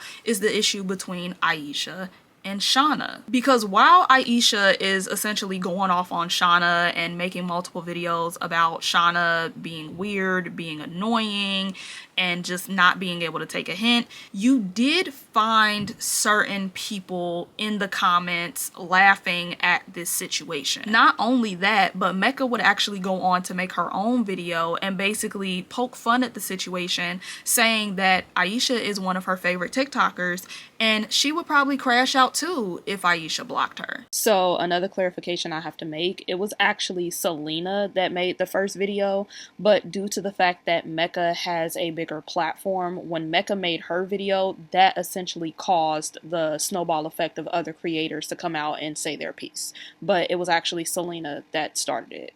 But yeah, if it ever come a time that Aisha blocked me on TikTok, I too would crash out like that one lady. How dare you not let me see your video? No, but please don't ever block me, Aisha, please. Selena just made a video in her boneless bonnet, so I had to make a video in my boneless bonnet. And she was talking about how, like, the one creator who Aisha blocked was crashing out, and if Aisha ever blocks her, she will also crash out. And I'm just gonna piggyback and join the club. Bitch, I was in Aisha comments one time, and like, when the comment got lost in translation, I had to clean that shit up so quick. I said, whoa, I'm agreeing with you, we're friends. Video was when Aisha pulling y'all motherfucking card because y'all give Shaheem a whole bunch of energy over nothing because you just fucking hate them. But like, Shaheem and Sabrina is both MSWs. They're both social workers. And if you watch both their content, when some of them subjects be coming up that give social work, you know, a hot take from a social worker, they are always here. They always say the same shit. Like, it's very clear they are going to work every day in the same field and they have the same education. Like, it's just clear. And Aisha was basically saying, that's interesting. If you watch these people videos, they be saying the same thing. And, you know, you don't be giving this person the same energy that you give that person. Colorism? I forgot how Aisha even said that shit. They was like, non-binary, like, darker skin, very fine person, social worker y'all hate, versus pretty light-skinned social worker who y'all seem not to hate. Yeah, they saying the same shit, but y'all respond different. Like, that was basically the point they was making. I was in the comments like, go ahead, say their names. Say their motherfucking names. But like, Aisha ain't hear it like, yeah, say their name. Say their name. You right. Say their motherfucking names then. We ain't even got to beat around the motherfucking bush. Aisha ain't hear it like that. Aisha responded, made a video like, was I being shady? I wasn't trying to be shady because, you know, autism. And I was like, yo, I literally was in the video like, yo, Aisha, you're the funniest person ever. I swear to God. Like, if you ever blocked me or ever thought we had funk, I would fall to my knees and scream into the air. Listen, we ain't no better than y'all because, you know, when Aisha be into it and Aisha quick with a delete. Yeah, so I privated the video because I'm over it. The way I will text Jamila or Sabrina, did you see who was they beefing with? What happened? And then sometime one of us will have caught it and we got to catch the other people up. Oh, yeah, well, this had been this bitch in the comments and Aisha said this and, you know, then Aisha deleted the video. And she went outside and smoked that smoke and put them headphones on, child, and said start a whole new conversation. I feel like Aisha is your favorite creator's favorite creator. You follow me? And that's power. That's real power. So after Mecca had posted her video, that caused almost like a wave of other people to come out and praise Aisha and say how they loved Aisha's content and basically poke fun at the situation itself. I'm just gonna talk about some things that I love really quick. Hope you don't mind. Y'all know Aisha, better known as I'm autistic, by the way. Well, I think Aisha's a hoot. Because one thing about it, baby, you got to be quick watching them goddamn videos. Baby, you be watching one of Aisha videos and bloop, gone. Next video, it'll be like, so I privated and deleted the video because I'm over it. And it's like, that's so real. And it's just like, you really got to just be there. You know what I'm saying? And I just love that. I love sometimes not knowing what the fuck they talking about and me still just... like So this is the reason why Shawna even made the video in the first place, because she sat back and she seen all of this unfolding. So she felt personally attacked. She felt like, yeah, these people are laughing at me. So not only did she begin to voice her frustration about the situation, but she also began to block majority of them. It's always Aisha. The girl that she's going back and forth with, why every time she get dragged or ate up on this app, it's always trauma. It's always trauma. Like when she made that because literally my page is me telling my story and my trauma. And I'm mature enough and am growing with my followers and my audience to recognize when things are me responding from trauma and my emotions and not logic. What are you talking about right now? What are you talking about? Like, yes, I'm mature enough to recognize that how I am responding and how I feel is due to a trauma response that I'm trying to heal from. I'm still trying to heal from all of that. I come on here and tell my story every day. You have a story that you come on here and share. Like, what? What are they talking about? Then who have I really ever gotten into it with? Besides Aisha and that DeAndre and Raymonte situation, who have I gotten into it with? Like, I'd be over here telling my stories, minding my business, and give my opinions here and there, but I'm nowhere near as problematic as some of y'all. Like, get the fuck out. I done got dragged for saying I don't like realistic Sims. I done got dragged for calling a lady out for pretending to be a single mother and scamming people. I done got dragged for calling the Claremont twins out. But damn, who do I don't start no shit. I don't sit up here and gossip all day and give my think pieces on other people's stuff all day. 95% of these TikTok creators are just echo chambers. Just echo chambers. They just be copying the same shit. Just saying what they saw the other one say. Damn, have your own opinions. Have your own thoughts. Are you scared to be an individual, bitch? The fuck? God. Fake activists, fake humanitarians, and fake mental health advocates. That's what y'all's faves are. Your faves wouldn't even get on this app advocating for a damn thing if they weren't getting a paycheck. Some of your faves started off on this app as reading Bible verses, but when that shit wasn't getting them enough views, they switched over to gossiping and giving their think pieces on what everybody else is doing. On TikTok, they care. On Twitter, they're problematic, racist, homophobic, dropping slurs, all of that. And the crazy thing is, they tell y'all their activism is transactional. They tell y'all that their humanitarianism is transactional. They tell y'all that they won't give a fuck about none of y'all if they're not getting paid.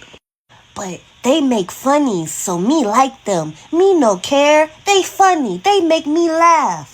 You see, it's easy as fuck to pick up this phone and give your opinion on what somebody else is doing and what they didn't do right and how they should have did it better. It's hard as fuck to pick up this phone and be vulnerable and tell millions, thousands, hundreds of strangers what you've done wrong in your life and how you've learned from it. And it's so frustrating because when someone actually does have a passion or they actually care about a subject or they genuinely care about content creation, y'all will call them crash outs, belittle them, make fun of them, humiliate them, attack them, dogpile them, all of that for being the very same thing that y'all claim y'all want. For being different, for being an individual, for being real, for being authentic, for holding themselves accountable, for having a different opinion. Y'all don't know what the fuck y'all want. Y'all don't know what the fuck y'all want. Y'all can't even think for your fucking selves. I've blocked 95% of all black content creators from my For You page, and my For You page has been 10 times more enjoyable ever since. I know. Y'all gonna jump me. Y'all gonna say I'm anti-black. Y'all gonna say I'm trying to bring folks down, talking bad about my content. Whatever. Y'all know how y'all do, but just hear me out. Hear the words that I'm saying out my mouth. Maybe it's not the app. Maybe it's the content that you choose to engage and interact with. And on top of that, ever since I've blocked those type of creators, I've been seeing new creators that I really enjoy, and I've been seeing black creators that I haven't seen in months pop back up on my For You page. I'm just a messenger. That's all I'm saying. Don't jump me. But even though now there's a conversation going on about the Super 5, the alleged Super 5, being these bullies, people still weren't completely over the fact that Shawna acted the way that she acted when she got blocked. So, there were certain people that were still a little bit skeptical about this allegation because, they seen what they saw. And they're just like, girl, you might just be speaking from a place of pain. You might just be speaking from a place of hurt, you know? But then Jackie Aina posts a video, and her video is about her personal experience with this alleged Super 5.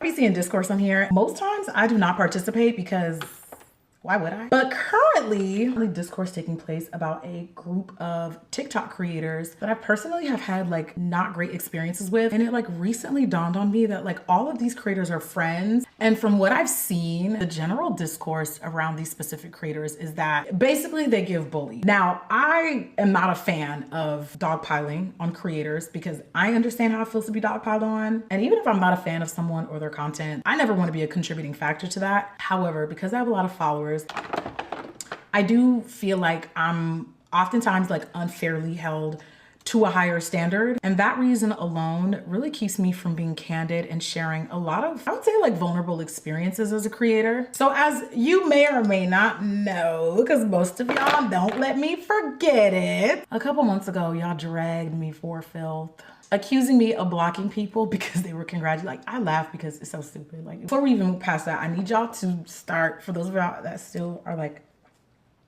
talking about that, because there's a lot of y'all that still like to talk about that. That never happened. I need to hold your hand hold on. I'm going to hold your hand gently before we move on for the rest of the story and remind you that that quite literally never happened, just so we're clear. So basically, I was accused of going on a mass blocking spree. There was one particular creator that was in this group that's currently being discussed right now. And I'm not even gonna hold you. I could not tell you this lady's name. The only thing I know about her is that she has light skin and she kind of looks like Taraji P. Henson. Do whatever with that information that you will. She basically told her audience that I blocked her after she made a video defending me. She had, I guess, defended me, like basically said something along the lines of like, know how Jackie get down? Like, that's just who she is. Da, da, da, da. And then came back to her platform and said, Jackie blocked me. I was defending her. What did I do? What did I do? What did I do? Well, I know y'all know who I'm talking about because there was like a few people when this all circulated that were particularly louder about this whole Jackie Aina blocked me situation. That never happened. But I digress. Now, what that creator failed to tell y'all was that, yeah, I blocked her 3 months before that exchange. I'm laughing now, but it's really not actually funny.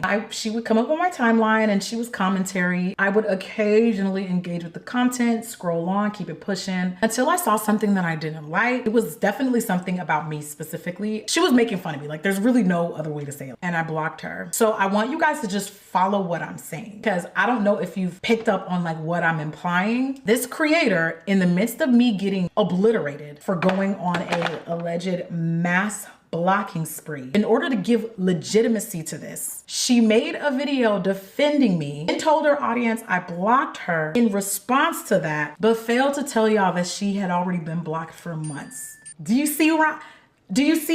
And I know that a lot of you guys are not gonna like that I'm saying this, but if you know the creator that I'm talking about, understanding what she looks like, how she's gonna be perceived, and then looking at me and how I'm most times typically perceived. The moment a woman like her says, Jackie Aina, the big scary, she blocked me, y'all. Like, I was so nice to her, she blocked me. Can you believe it? God, she blocked me. You knew that that was gonna be believable coming from you, and you posted that content anyway. You knew it would do numbers. I don't know, I just find that particular method of like handling your platform kind of cruel. And this was also the same lady who had no problem like making jokes about me and age shaming me when I was talking about the auntie discourse. Now, I know a lot of people really don't understand, like, if you've never been adultified as a young girl or parentified really young, you're not gonna get why I have really visceral reactions to like showing up online as everybody's mom and auntie. Like, it's just not for me. I was really vulnerable when I shared the reasons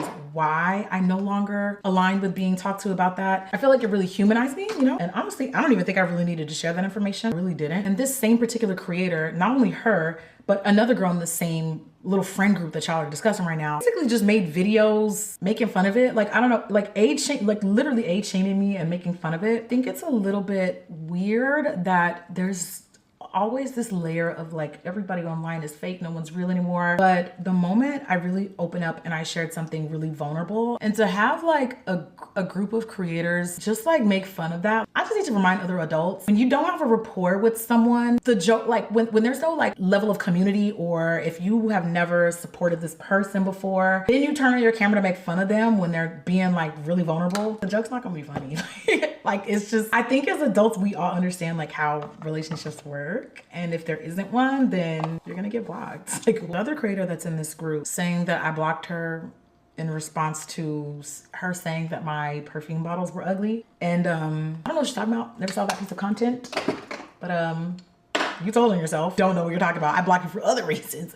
The content creators who just come up on here and yap, like serial yapper, and it's like a new flavor of the week. I feel like the quality in the content lacks when you always just want to talk about anyone and everyone all the time. And like I said, it just recently dawned on me that there's just like a clique of creators on this app that I've had negative experiences with, and they're all friends. So it's like, okay, now it makes sense. There's other creators that I've never interacted with, that I know of, that have me blocked, that are in this said clique. And I'm like, isn't that what y'all criticize me? Okay. Whenever I've seen them make videos about me specifically, they usually don't outright say negative things. They tend to do a lot of dog whistling. So what they like to do is say just enough to like get their audiences to kind of like do the shit talking for them. And their entire comment section just basically turns into an environment shitting on me. I personally don't respect that. So the question is whether or not these creators are bullies. I mean, I personally don't know.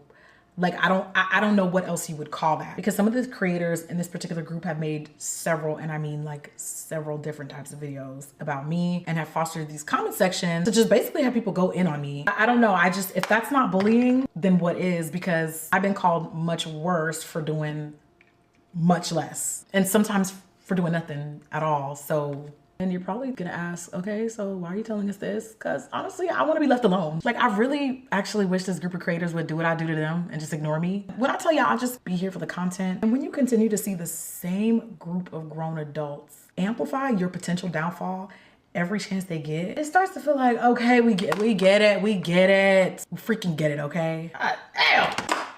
Definitely don't think you should dogpile them. There's no call to action. If you know who I'm talking about, don't be weird. Don't do to them what they can't give me the courtesy and respect to not do to me. I want no parts in that, and I'm not encouraging that. And in fact, I'm asking, if you watch this video, please don't do that. Just rightfully really tired of seeing the same people get away with poor behavior over and over and over again. And honestly, do I expect anybody to respond to this? No. Do I expect a civil resolution? I'm gonna say no. Do I expect a respectful discourse after sharing this? Not at all, actually, sadly. But I'm just like really tired of creators not holding themselves to the same standard they hold me to. It's getting old. And after a while, one can only really tolerate so much. Anyway, this message may or may not self-destruct later on, but please keep it civil in the comments. I'll see you guys in the next video. Bye. So obviously this added fuel to the fire. This added so much fuel to the fire because Jackie Aina is Jackie Aina. Obviously, that's just number one. But number two, realistically, the type of content that Jackie makes, it doesn't match with what the Super 5 does or what the rest of TikTok is doing, period. So it definitely threw a lot of people off that there was even an association to begin with. But now that somebody like Jackie is even chiming in and adding to the fact that she does believe that this alleged Super 5 are in fact a bunch of bullies that like to dogpile on people and sick their followers on other people, people started to believe those allegations a little bit more than what they did before. So this would cause Jamila and Mecca to go on their podcast and make a special episode basically addressing the Jackie Aina situation. Now this video is about 30 minutes long, so I'm not gonna post it. I'm just simply gonna link it down below. If you guys want to see it, you can go and see it for yourself. But this is pretty much the spark notes of of what all was covered in that video. So Jamila would go on to show the videos in question that Jackie had mentioned in her video, and she goes on to say that she was actually in support of a lot of the decisions that Jackie was making, and that she really was not doing anything with the intent to make fun of Jackie or to harm Jackie. She was just simply having fun, having a kiki, and maybe possibly it got taken the wrong way. Mecca would go on to say that the most that she remembers saying is that she thought that the candle, was it the candles or the perfume? She thought the candles were ugly. I believe it was the candles, or it could have been the perfume, but one of the products that Jackie was selling, she didn't like the packaging. So she remembers making a video saying that she found the packaging ugly, and she remembers kind of giving her 2 cents about the auntie situation, but later on retracting her statement because someone referred to her as an auntie, and she kind of put it into perspective what Jackie was talking about. So she didn't like that. So I get what Jackie was talking about, because y'all, I forgot what day it was, but last week I was like, y'all know I was raised by old church blacks. Old church black people. Auntie don't know what you talking about. And it was like a cute little kiki. Ever since that day, it's been an uptick. Like, bitches wasted no time in my comments like, auntie da da da, auntie X, Y, and Z, auntie what you doing? Da, da. It seems all in good fun and good nature. Like, it seems like good faith, auntie. You know, it doesn't seem like bitches being shady. But what's been throwing me so bad is like, I have been clicking on the profiles at the very bare minimum, expecting to see a young woman of undergraduate college age. Like, I have been clicking on these profiles expecting to see a young gal stomping around a college campus, a young gal graduating high school, like some shit that makes sense. These bitches are my peers. I'm not gonna hold Jackie. She did eat that up because y'all is being crazy. They would also go on to point out that there was never a blocking scandal that was started by them. The scandal, quote unquote, was already being talked about and already being said before any of them made their own videos, because everybody was talking about it. And at the end of the day, they didn't realize that they had been blocked for months until that particular situation had happened. They also would go on to state that they felt like a lot of the things that Jackie said and did in her video definitely came off as disrespectful and shady towards them, especially the comment about Jamila looking like Taraji P. Henson. And they would also go on to state that they felt like her statements were very contradicting, considering the fact that we're talking about dogpiling, and they felt as though she was doing the same thing with her platform. They would then end the podcast by extending an olive branch and offering for Jackie to either come on the podcast and have a conversation, or they have a conversation in private and just squash the whole entire thing. And that brings us to present day, where we are today, where you guys are seeing it on Twitter, you guys are seeing it on YouTube, and practically everywhere else. That is how we got here. So do you see how the pins do you see how the pins fit now? You see where we're getting to? Yeah, that's how we got here. This is all that happened. This is what led up to it. I know, it's crazy. It's very crazy. Now, let me just share my personal thoughts on this whole entire situation, because I pretty much have been there through this whole entire thing, and ultimately it's a reason why I'm making this video. So, like, you know, let's talk about it. I'm gonna identify each thing. I first want to start off with the Aisha and Shawna situation, because I feel like I said, a lot of people believe that this is essentially what started it. So I do want to start off with that. Also because I feel like there's a lot of things to discuss with that. There's a lot of meat and potatoes that go into that. So we're going to dissect that first, okay? So first of all, I 100% see this as a situation where there is a parasocial relationship and there is a lack of boundaries. First and foremost, I do want to say that I do not think that Shawna is a bad person. Ultimately, I don't know these people to vouch for their characters, but I don't think that Shawna ever inherently had bad or ill intentions behind it. I don't think that she necessarily deserved to be humiliated the way that she was humiliated, but in the same breath, I'm not gonna lie, I understand. I do understand. Number one, because I've had something similar to this happen to me more than once. and it really was off-putting, and it really made me uncomfortable. So again, with the alleged Super 5, you know, people can make connections through the internet, and when you sit back and you look at these people that collaborate with each other, that do a lot of content with each other, you know, sometimes people do just want their own separate group of friends. Like, they want their little content buddies. They want their TikTok friends, you know? I mean, to be honest, even with me, I want more YouTuber friends, but every time I tried to make them, they got weird, and I didn't like being around them. So, you know, I understand that want and that need to have a community. And again, I really mean all respect when I say this. I really don't mean any shade. But like I had said earlier, Shawna does have a, you know, niche on her page where she talks about a lot of her life and a lot of the trials and tribulations that she went through. So I can say that even if you take a glance at some of the content that she posts, it's very clear that, you know, ultimately she just wants to be loved. She just wants to have a sense of community. She wants to be with people that make her feel safe, you know. So I really don't feel like she had any ill intentions behind what she did, but I'm not going to sit here and sugarcoat anything. I'm not going to lie about anything. What Shawna did was completely out of pocket. It was completely inappropriate, because once someone lets it be known that they don't want contact with you anymore, you don't go on a separate account and still get in contact with them. You don't do stuff like that, you know. But even if you were to do things like that because, okay, you misread a signal or you misread a boundary or whatever, when it gets to a point to where someone says that they find you annoying, they don't know who you are, etc., etc., even if they were saying this because they were trying to play you, even if they were like flip-floppy trying to be fake, at the end of the day, that lets you know what type of timing they're on with you. That is when you leave, babe. That is when you leave. You don't stick around and defend your case. You don't stick around and try to prove that you were closer with these people. They don't want to be close with you. Whether they used to be and they don't want to anymore, or maybe you read between the lines a little bit too deeply. They don't want to affiliate with you anymore. And you have to respect that, you know? But then not only that, like, and again, I'm being nice. I'm not trying to like dog nobody out, make anybody feel bad. But I also just feel like it needs to be understood that the evidence that you use to support that there was a bond, that there was a connection, that there was a friendship, you keep talking about likes and comments.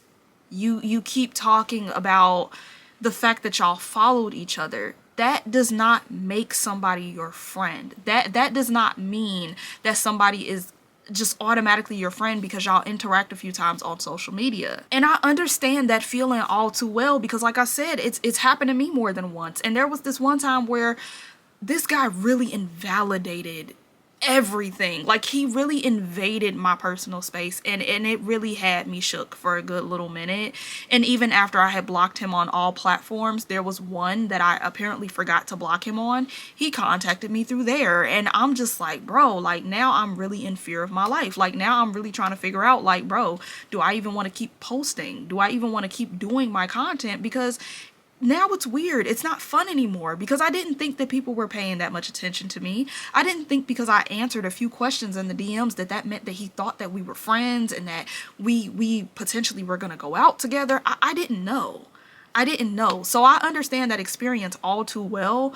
So I will be honest and say that, like, in a way, Aisha's reaction was a little bit justified, because, you know, like, it was off-putting. It was very off-putting. It was very weird. And again, there's videos that have been privated, videos that have been deleted. If you guys understood the magnitude of how many comments were being left, yeah, it was bad.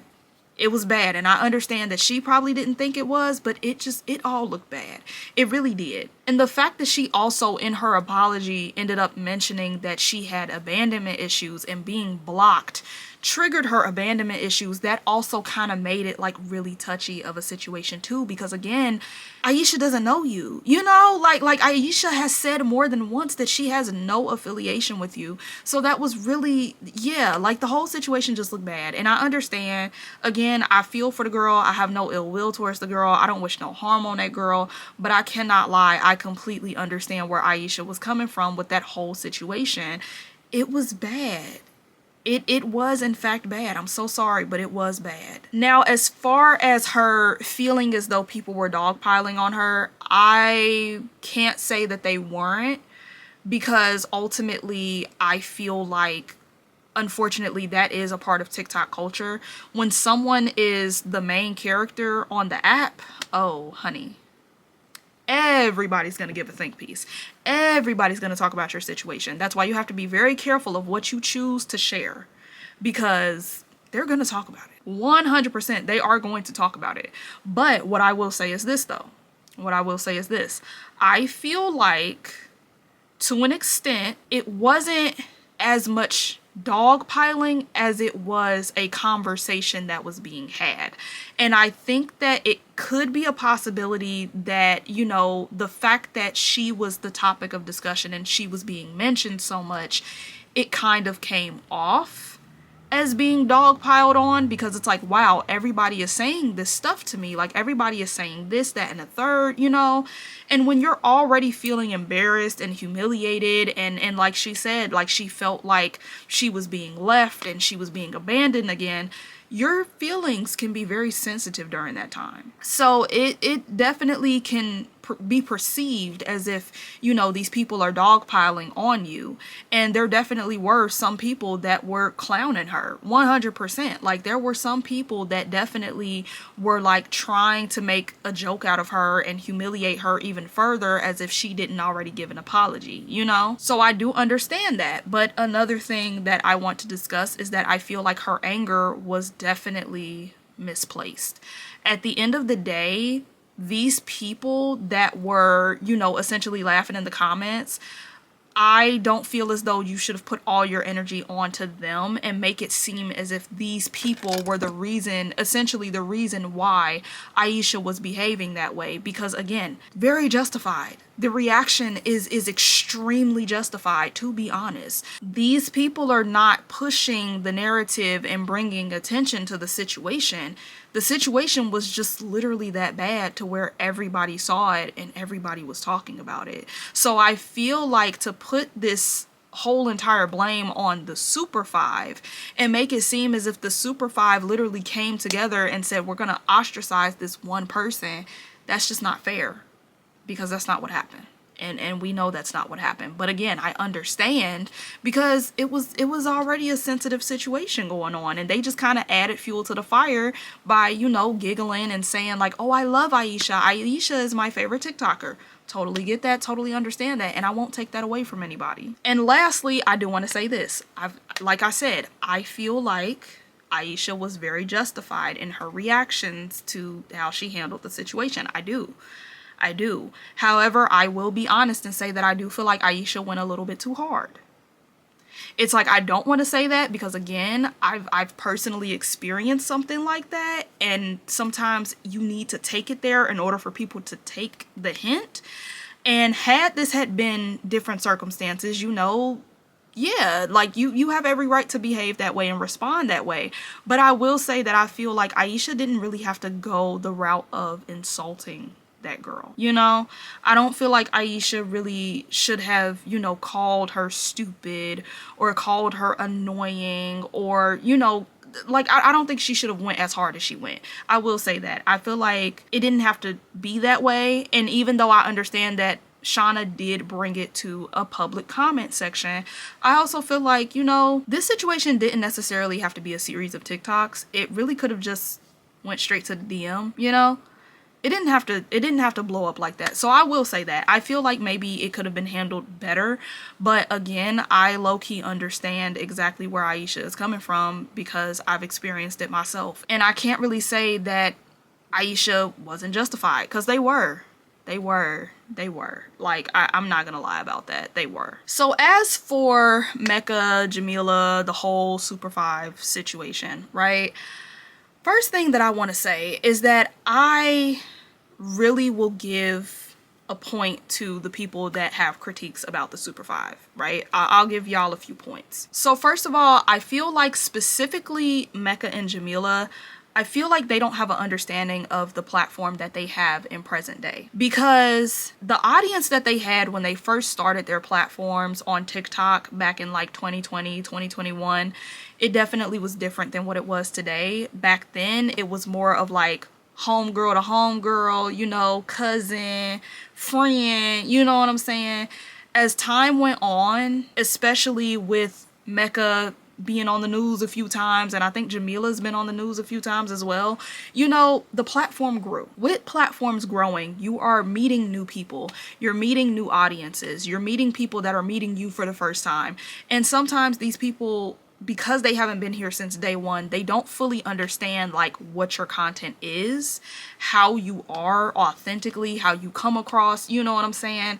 So I will say that I feel like there's nothing necessarily wrong with Mecca and Jamila giving their commentary, but I do feel like they don't understand that they are kind of at that level of stardom now where if you give your opinion, people are gonna kind of like follow suit.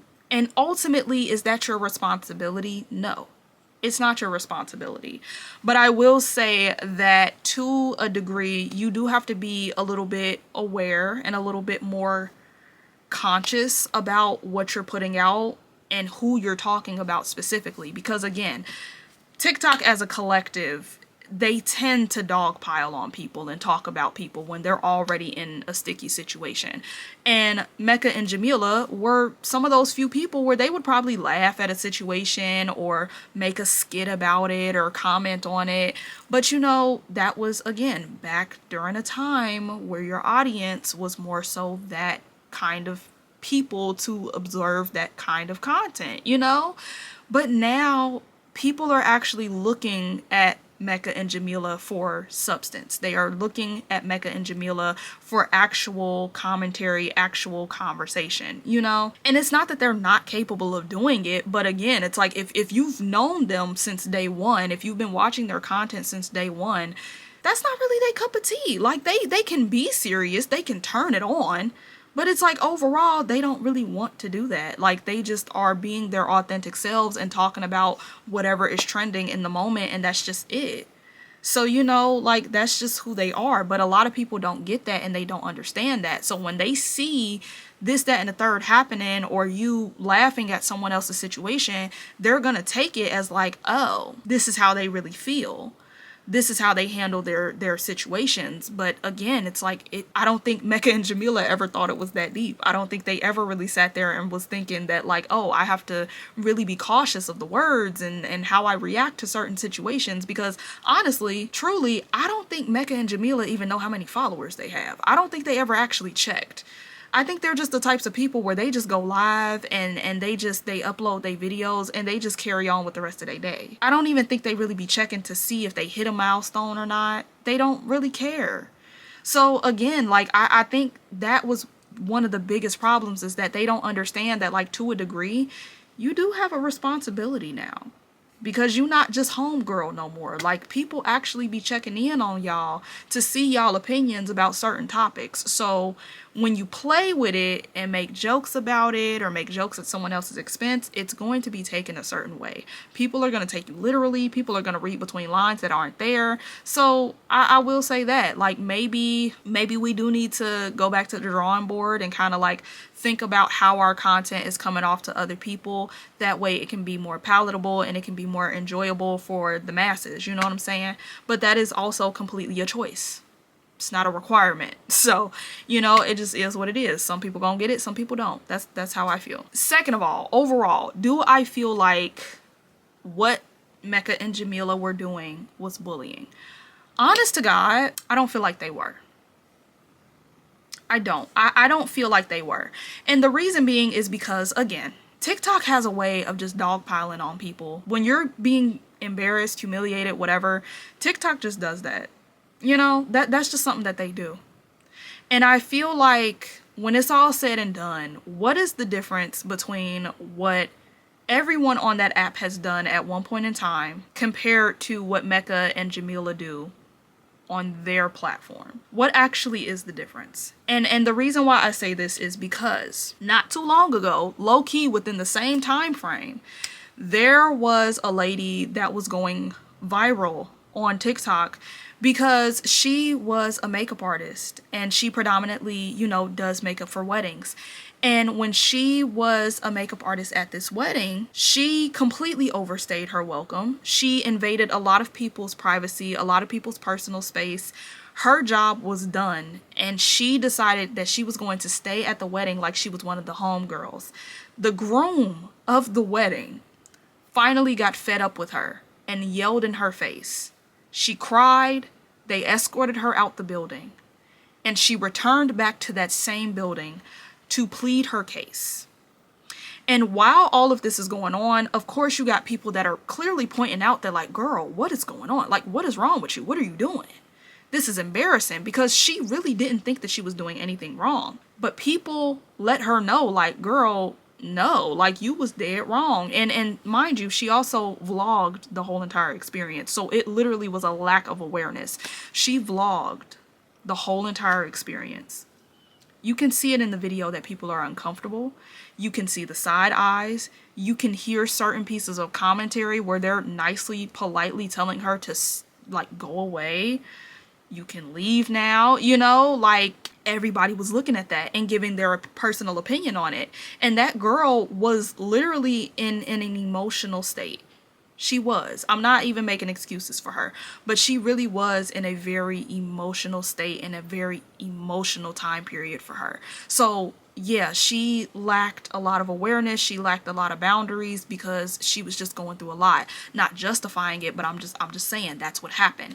And I don't recall anyone sparing her. I don't recall anybody really giving her a chance to breathe.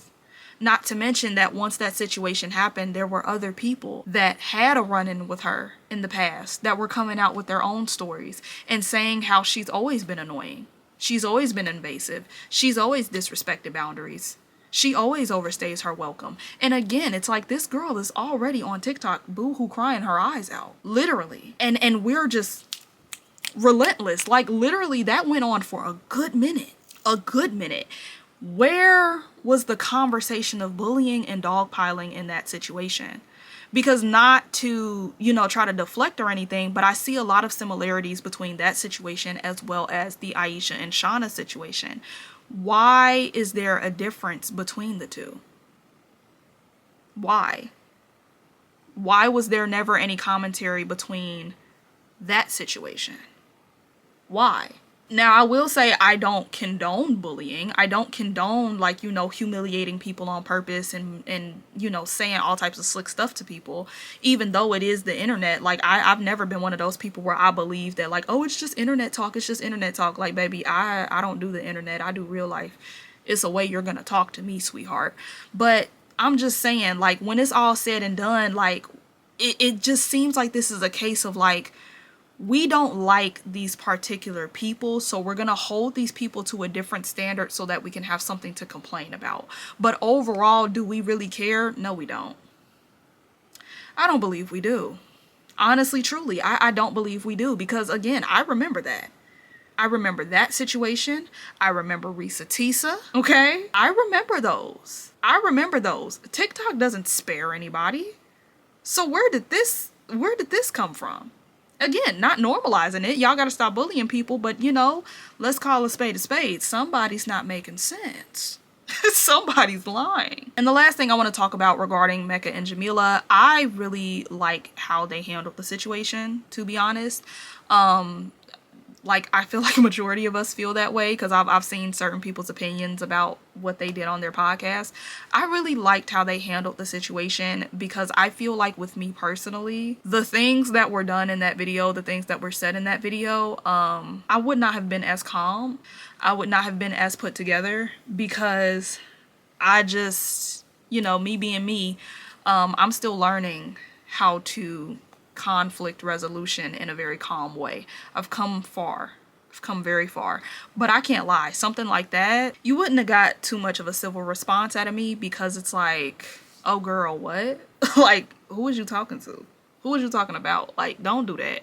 Like, I definitely would not have reacted that way. So I do like the fact that they were grown women about the situation, and they was able to, like, you know, pull it together. They used their PR degrees. They used that communication degree. I love that for y'all.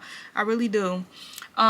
So yeah, that's all I gotta say about Mecca, Jamila, and like this Super 5 situation. Now, Jackie,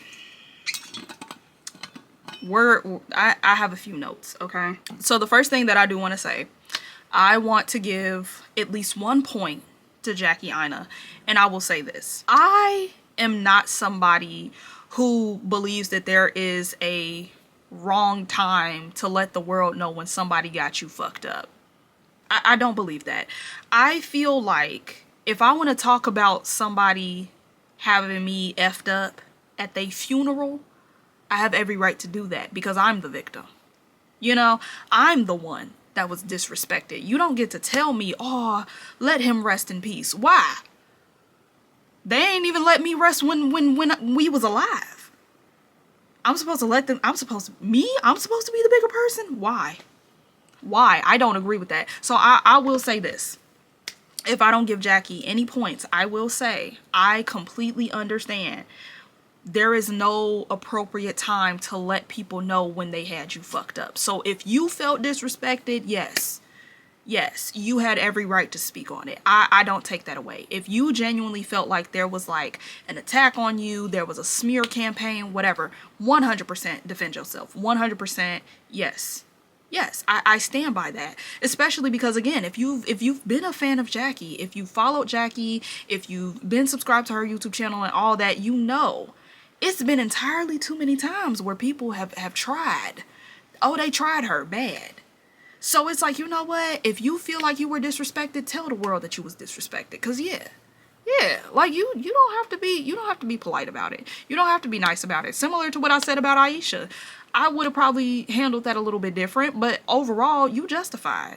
When somebody makes you uncomfortable and they got you effed up, you can say that. You can say that 100%. So I can't lie. I kind of disagree with the general public when they say that, like, oh, she shouldn't have did that. You know, I get it. I can't lie. I get it. Like, you know, it is what it is. But what I will say is this.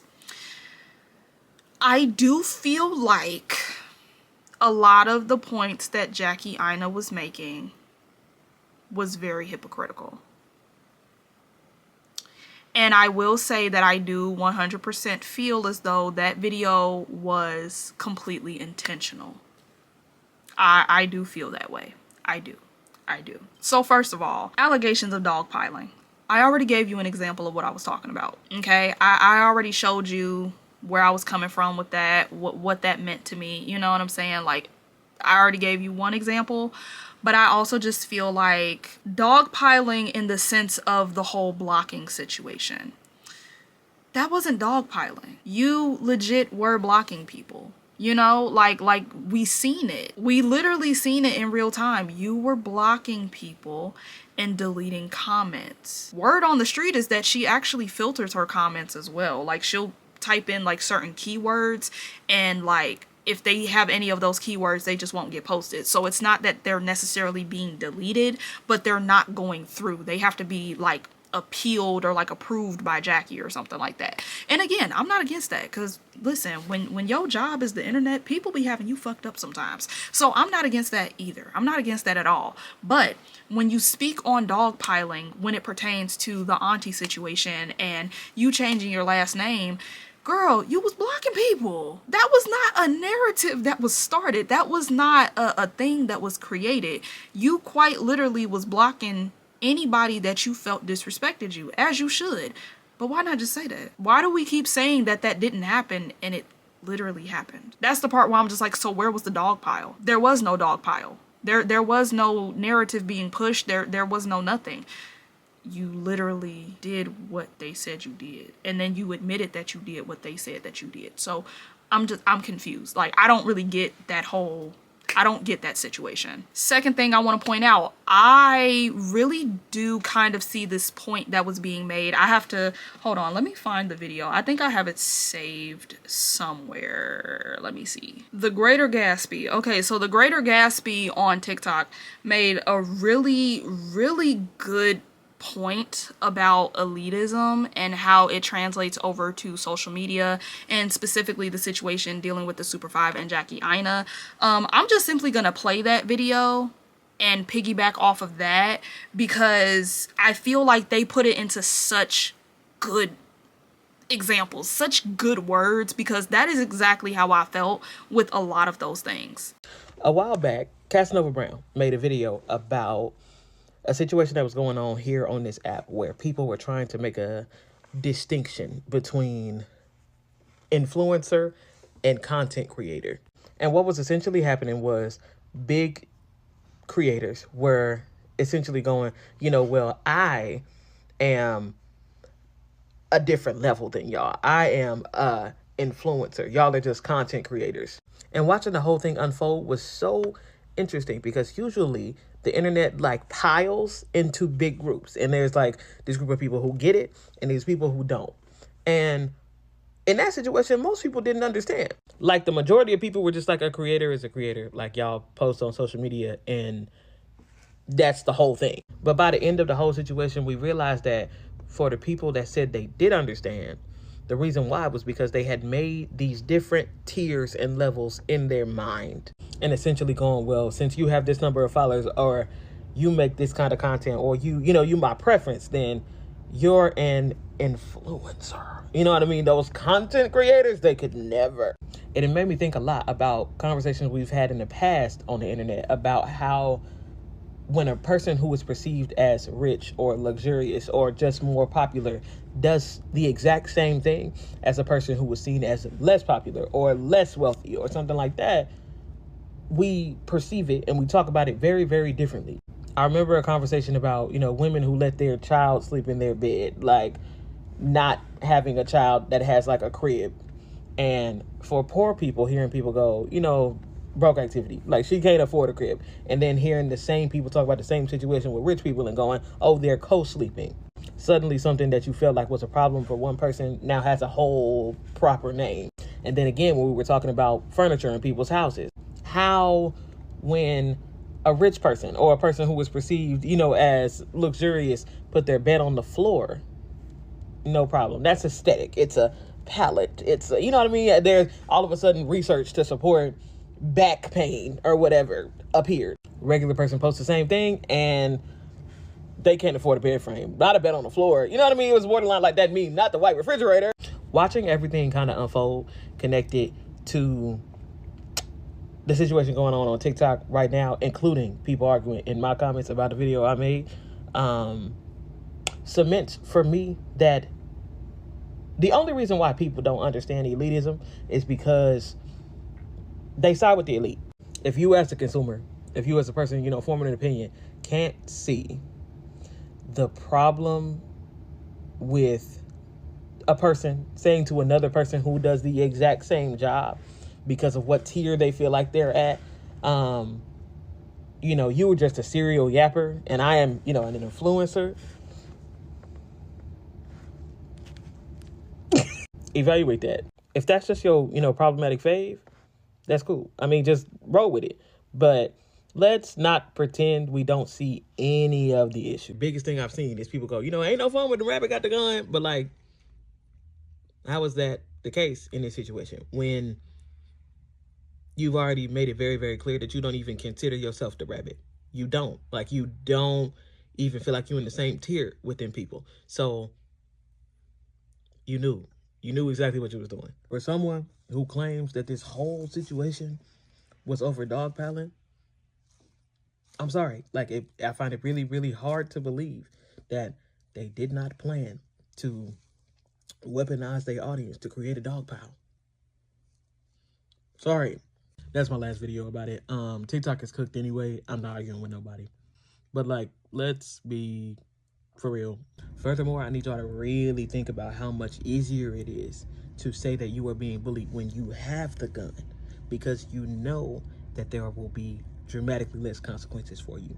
So to feed off of that, I will say that I do feel very similar to that, because again, Jackie is known for being the type of person where she is a no-nonsense individual. She is not afraid to let whole corporations know where they had her effed up and she don't want to deal with that, you know? So I just feel like it's very hypocritical to see people that are essentially doing the same thing that you were doing once upon a time, and now all of a sudden it's not okay. And it's bullying. Like, I don't know too much about that. Like, it definitely is coming from a very weird place, especially the part in the video where you say, I'm gonna hold your hand when I say this, and then you put on a rubber glove. That definitely didn't sit well with me. I'm not gonna lie about that. That didn't sit well with me. That definitely came off very ew. It did. It came off very disgusting to me. Now, as it pertains to the statement of colorism, this is the one that I feel like a lot of people definitely are like having a conversation about and really just like, you know, confused about. When it comes to accusing Jamila and Mecca of colorism, that I feel like was completely wrong. I do not agree with that at all. And here's the thing. Colorism is very real. It is something that definitely affects people, black people, specifically black women, and we should never disregard it, and we should never be like, oh, it's not that serious, well, that didn't happen, blah, blah, blah. Because one thing about being black is that anytime there is a system formed against you for you to fail, everything is always that deep. Literally, you are never really truly reading too deeply into a situation when your black body is in question.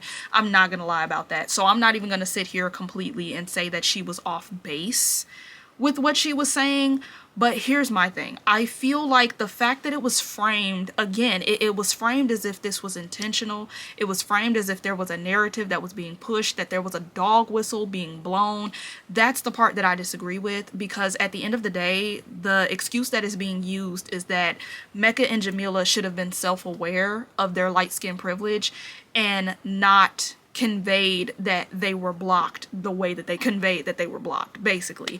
Long story short, you just didn't want them to mention that they were blocked. Again, why not just say that? I don't know. Like, but that's ultimately what it was. That was ultimately exactly what it was. You didn't want them to talk about being blocked at all because you knew that it made you look bad. Similar to how it's making them look bad that the Jackie Aina said that they were bullies. These were two people who definitely had a large platform at the time on TikTok.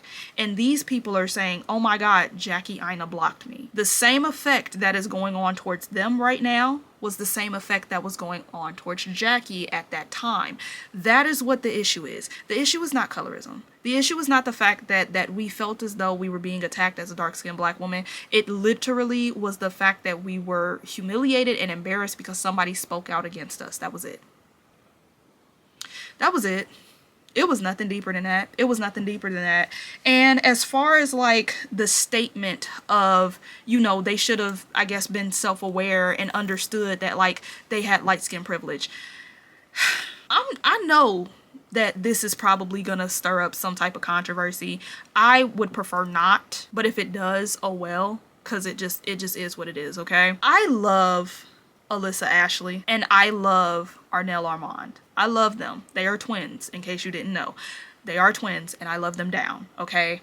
But there was a particular hairstylist that was caught up in controversy, specifically on Twitter, because it seemed as though this woman only did people's hair that was lighter than a paper bag. It was clearly a paper bag test going through, and if you wasn't lighter than that paper bag, you weren't getting your hair done. That's how it came off for a lot of people. That's how it looked, okay? So Arnell actually got her hair done by this woman at one point in time. I am so sorry, I had to change my battery. But back to what I was saying. So me personally, I don't feel as though Arnell or Alyssa are inherently colorist. Like, I don't believe that. I will say, like I say all the time, we never know these people personally, so we can't really vouch for anyone's character. We can't really come out and say if they do or don't do things. But I will say that I feel like they've built a decent rapport of understanding Black culture, their Blackness, and understanding how they benefit from being light-skinned. Like, I do feel that way. So understand this is never to, again, because I said that at the beginning of this video, I'm not necessarily dogging nobody out. I'm not trying to put nobody on Front Street. I'm not trying to do none of that. But I will say that if my memory serves me correctly, I remember that during this controversy, around the time of this controversy, around the time of this conversation, Arnell got her hair done by said stylist that was known for being an alleged colorist. And the thing is that this hairstylist never really made it a point to disprove any of these things. Like, there was no statement put out, there was no apology, there wasn't even like a sympathetic, you know, like, here, damn, you know, like they go find one dark-skinned girl and like do her hair. Like, it wasn't even that. This person just kept going about their business as usual. They kept going about their day. And, you know, Arnell gladly let it be known that they got their hair done by this person. And my thing is that if light-skinned people are supposed to be self-aware of the privilege that they have due to colorism, which means that it is their sole responsibility to, you know, be cautious about what they do so that they can avoid being labeled as a colorist, what did you do when your personal friend went to a stylist that was being accused of being a colorist? Because, again, as my memory serves it, there was never a statement being made. There was never anything being talked about. Why not? You know, because, again, I don't feel as though Arnell is this problematic person, or that either one of them is necessarily a colorist, or that they would enable colorism, because they've spoken out against colorism plenty, you know. But I'm just saying, to call a spade, I didn't see you check your friend. I didn't see you put that responsibility on your friend. And, you know, to be honest, like, we can all tell that 9 times out of 10, this was a promotional deal based off of the way that it was recorded and everything. And, you know, I, from time to time, watch Arnell's vlogs, and, like, she ain't been back to that lady since. Like, I haven't seen it. So, you know, like, that's my thing. It's like, so this applies to this set of light skins, but it don't apply here. Why not? That's the part where I'm like, yeah, babe, I think, no, like, I can't lie. I feel like that was, yeah, that was very hypocritical. I don't necessarily agree with that. And I understand why people are frustrated that the conversation of colorism was brought into this conversation, because it didn't give that. It didn't give that at all. It just really didn't give that at all. And again, we don't know these people personally, but Mecca and Jamila do not come off as colorist. They never have. They actually have spoken out against colorism like plenty. And then not only that, Mecca is actually from a family of dark-skinned, brown-skinned people. She just came out like that. So I don't even, yeah, I don't know. I don't know. But yeah, I feel like that colorism comment was definitely a bit of a stretch. Like, I didn't really care for it, and a lot of people didn't, which is why, like, that's part of the main reason why this is even a piece of conversation as we speak, you know. And the last thing I'm gonna say about Jackie, and this is literally like the last thing, after that I'm off of it, I really feel like, in a nutshell, what it was with Jackie and the alleged Super 5, and specifically like Mecca and Jamila, I feel like with this whole situation, Jackie is speaking from a place of trauma. Now, I know what you're thinking, that sounds crazy, that sounds like a reach, but again, hear me out. So, for those that have been subscribed to Jackie and know Jackie well, as far as like her content and stuff like that, you know that when she was deep in the beauty community, she was essentially being ostracized, not only in the corporate of what makeup was. You know, there was a lot of people that didn't want to work with her because her skin wasn't light enough and she wasn't as PC as they would have preferred, and she was her authentic self instead of being like, you know, everybody else. And not only was it that, but, you know, the actual beauty community that was on YouTube at the time, they also were cliquish and very, you know, bully-esque. They also used to like add people in and delete people, and you know, they used to do stuff like that all the time. Not only that, you know, they got into a big scandal because apparently there was a group chat where they were calling Jackie Aina a gorilla. It was bad. If you were there, then you know. But for those that don't know, yes, that's I'm not making that up. That really happened. That really happened. And during that whole entire time, Jackie was fighting for her life. Because there were certain people that were obsessed with the beauty community to where like they're in Jackie's comments saying like racist and colorist things. Saying that, oh, she's just mad because she's a loser. Her makeup isn't even that good. That's just a lie. Like I said, I'm not a hater. I'm gonna call a spade every time. That's just a bold-faced fucking lie. But yeah, like it was, if you were there, bro, it was bad. It was very bad. And even in Jackie's personal life, you'll hear a lot about her talking about how oftentimes she felt by herself. She felt like she was alone. She always had so many responsibilities on her shoulders as being the eldest daughter. You know what I'm saying? So I feel like what it really was that Jackie seen Shawna. And she seen the situation at the surface level of Shawna and Aisha. She seen that. And it reminded her of herself. It reminded her of what she went through back in the day with that beauty community. So she decided to come to the defense of Shawna. She did. And I also feel like it ties in with the fact that because she has been fighting by herself for so long, whether it was on YouTube or whether it was in her personal life, she is the type of person where it's like the moment something pisses her off or rubs her the wrong way, gives her the bad vibes, whether she misinterpreted it or not, she's just like, get rid of it. I don't even want to hear you out. I don't want to hear if it was a mistake. I don't care. I don't like it. And I don't have to like it because it's my phone. On my Wi-Fi. I paid a bill on both of these bitches. I don't have to do shit. You know, I feel like that's what happened. I feel like she is so accustomed to being on defense mode. She misinterpreted and took what Mecca and Jamila said as something negative when that wasn't the situation at hand. Not only that, again, I feel like she looked at the Aisha and Shawna situation at a very surface level because, you know, again, I'm not ganging up on that girl. I don't want that girl to be any further humiliated or bad-mouthed or anything like that because I really just want this situation to be done. You know, like I'm so glad that it's so far it's over now, you know what I'm saying? But I will say that, like, let's keep it a band. When you talk about setting boundaries, because this is another point where I feel like to a degree it was hypocritical.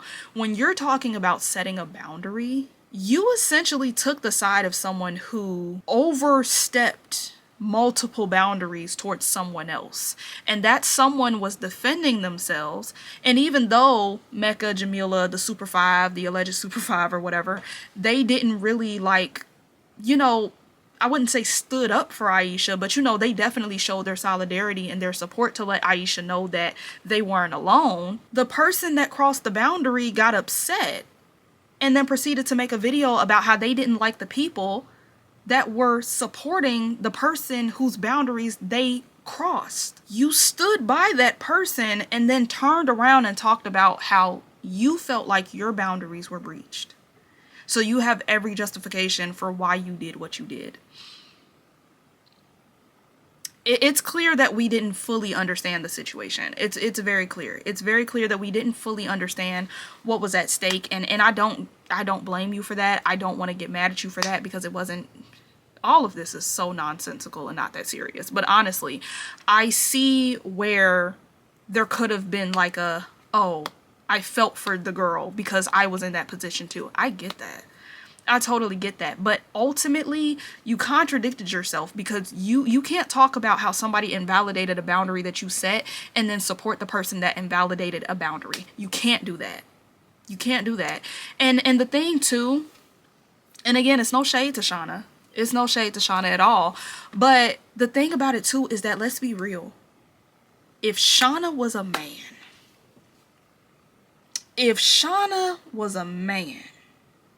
who did this and then proceeded to cuss out the friends for supporting their friend, we would not even be having this conversation right now. Like this whole situation probably would have been done as soon as it started.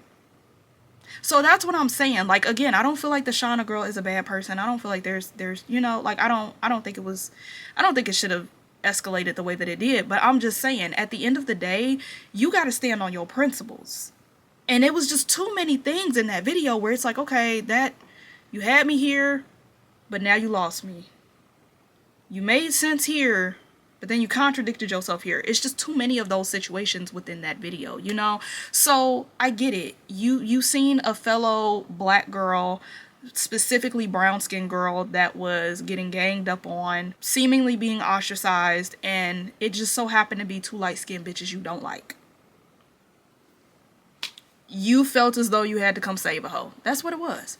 That's what it was. And again, let's just say that. Let's just say that. Like, let's just stand on that. Like, that's what happened. That is essentially the situation. That is what happened. In discussion, you know? So, you know, I don't blame you. I don't blame you. I don't blame Jackie at all. But yeah, that's how I feel. I feel like it was coming from a place of trauma more than it was coming from a place of sense. Honestly. So overall, the way that I feel about this situation, not even trying to be funny, everybody needs therapy. Everybody needs therapy, because it's just a lot of miscommunications. It's a lot of like personal internal beefs with people. It's a lot of parasocial relationships going on. Even the people that aren't a part of this conversation, like, you know, just the audience that was chiming in like, yeah, she's a bitch, and oh no, I stand with this person, that person, da, da, da, da. Literally all of y'all need therapy, because like, how did we get to this point? It never had to be that way. It never had to be that way, like, at all. We gotta stop projecting.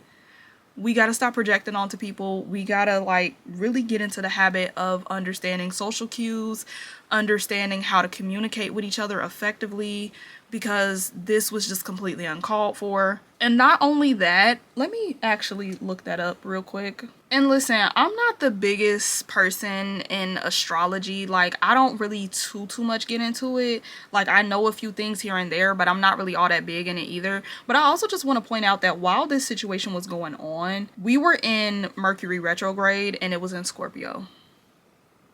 I am entirely too familiar with Scorpios. So once I found that out, I said, oh, this all makes sense.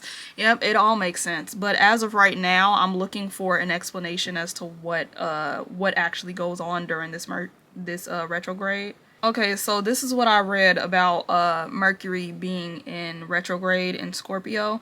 So it says Scorpio is the 8th astrological sign, originating from the water element, and is characterized by intensity, passion, and mystery.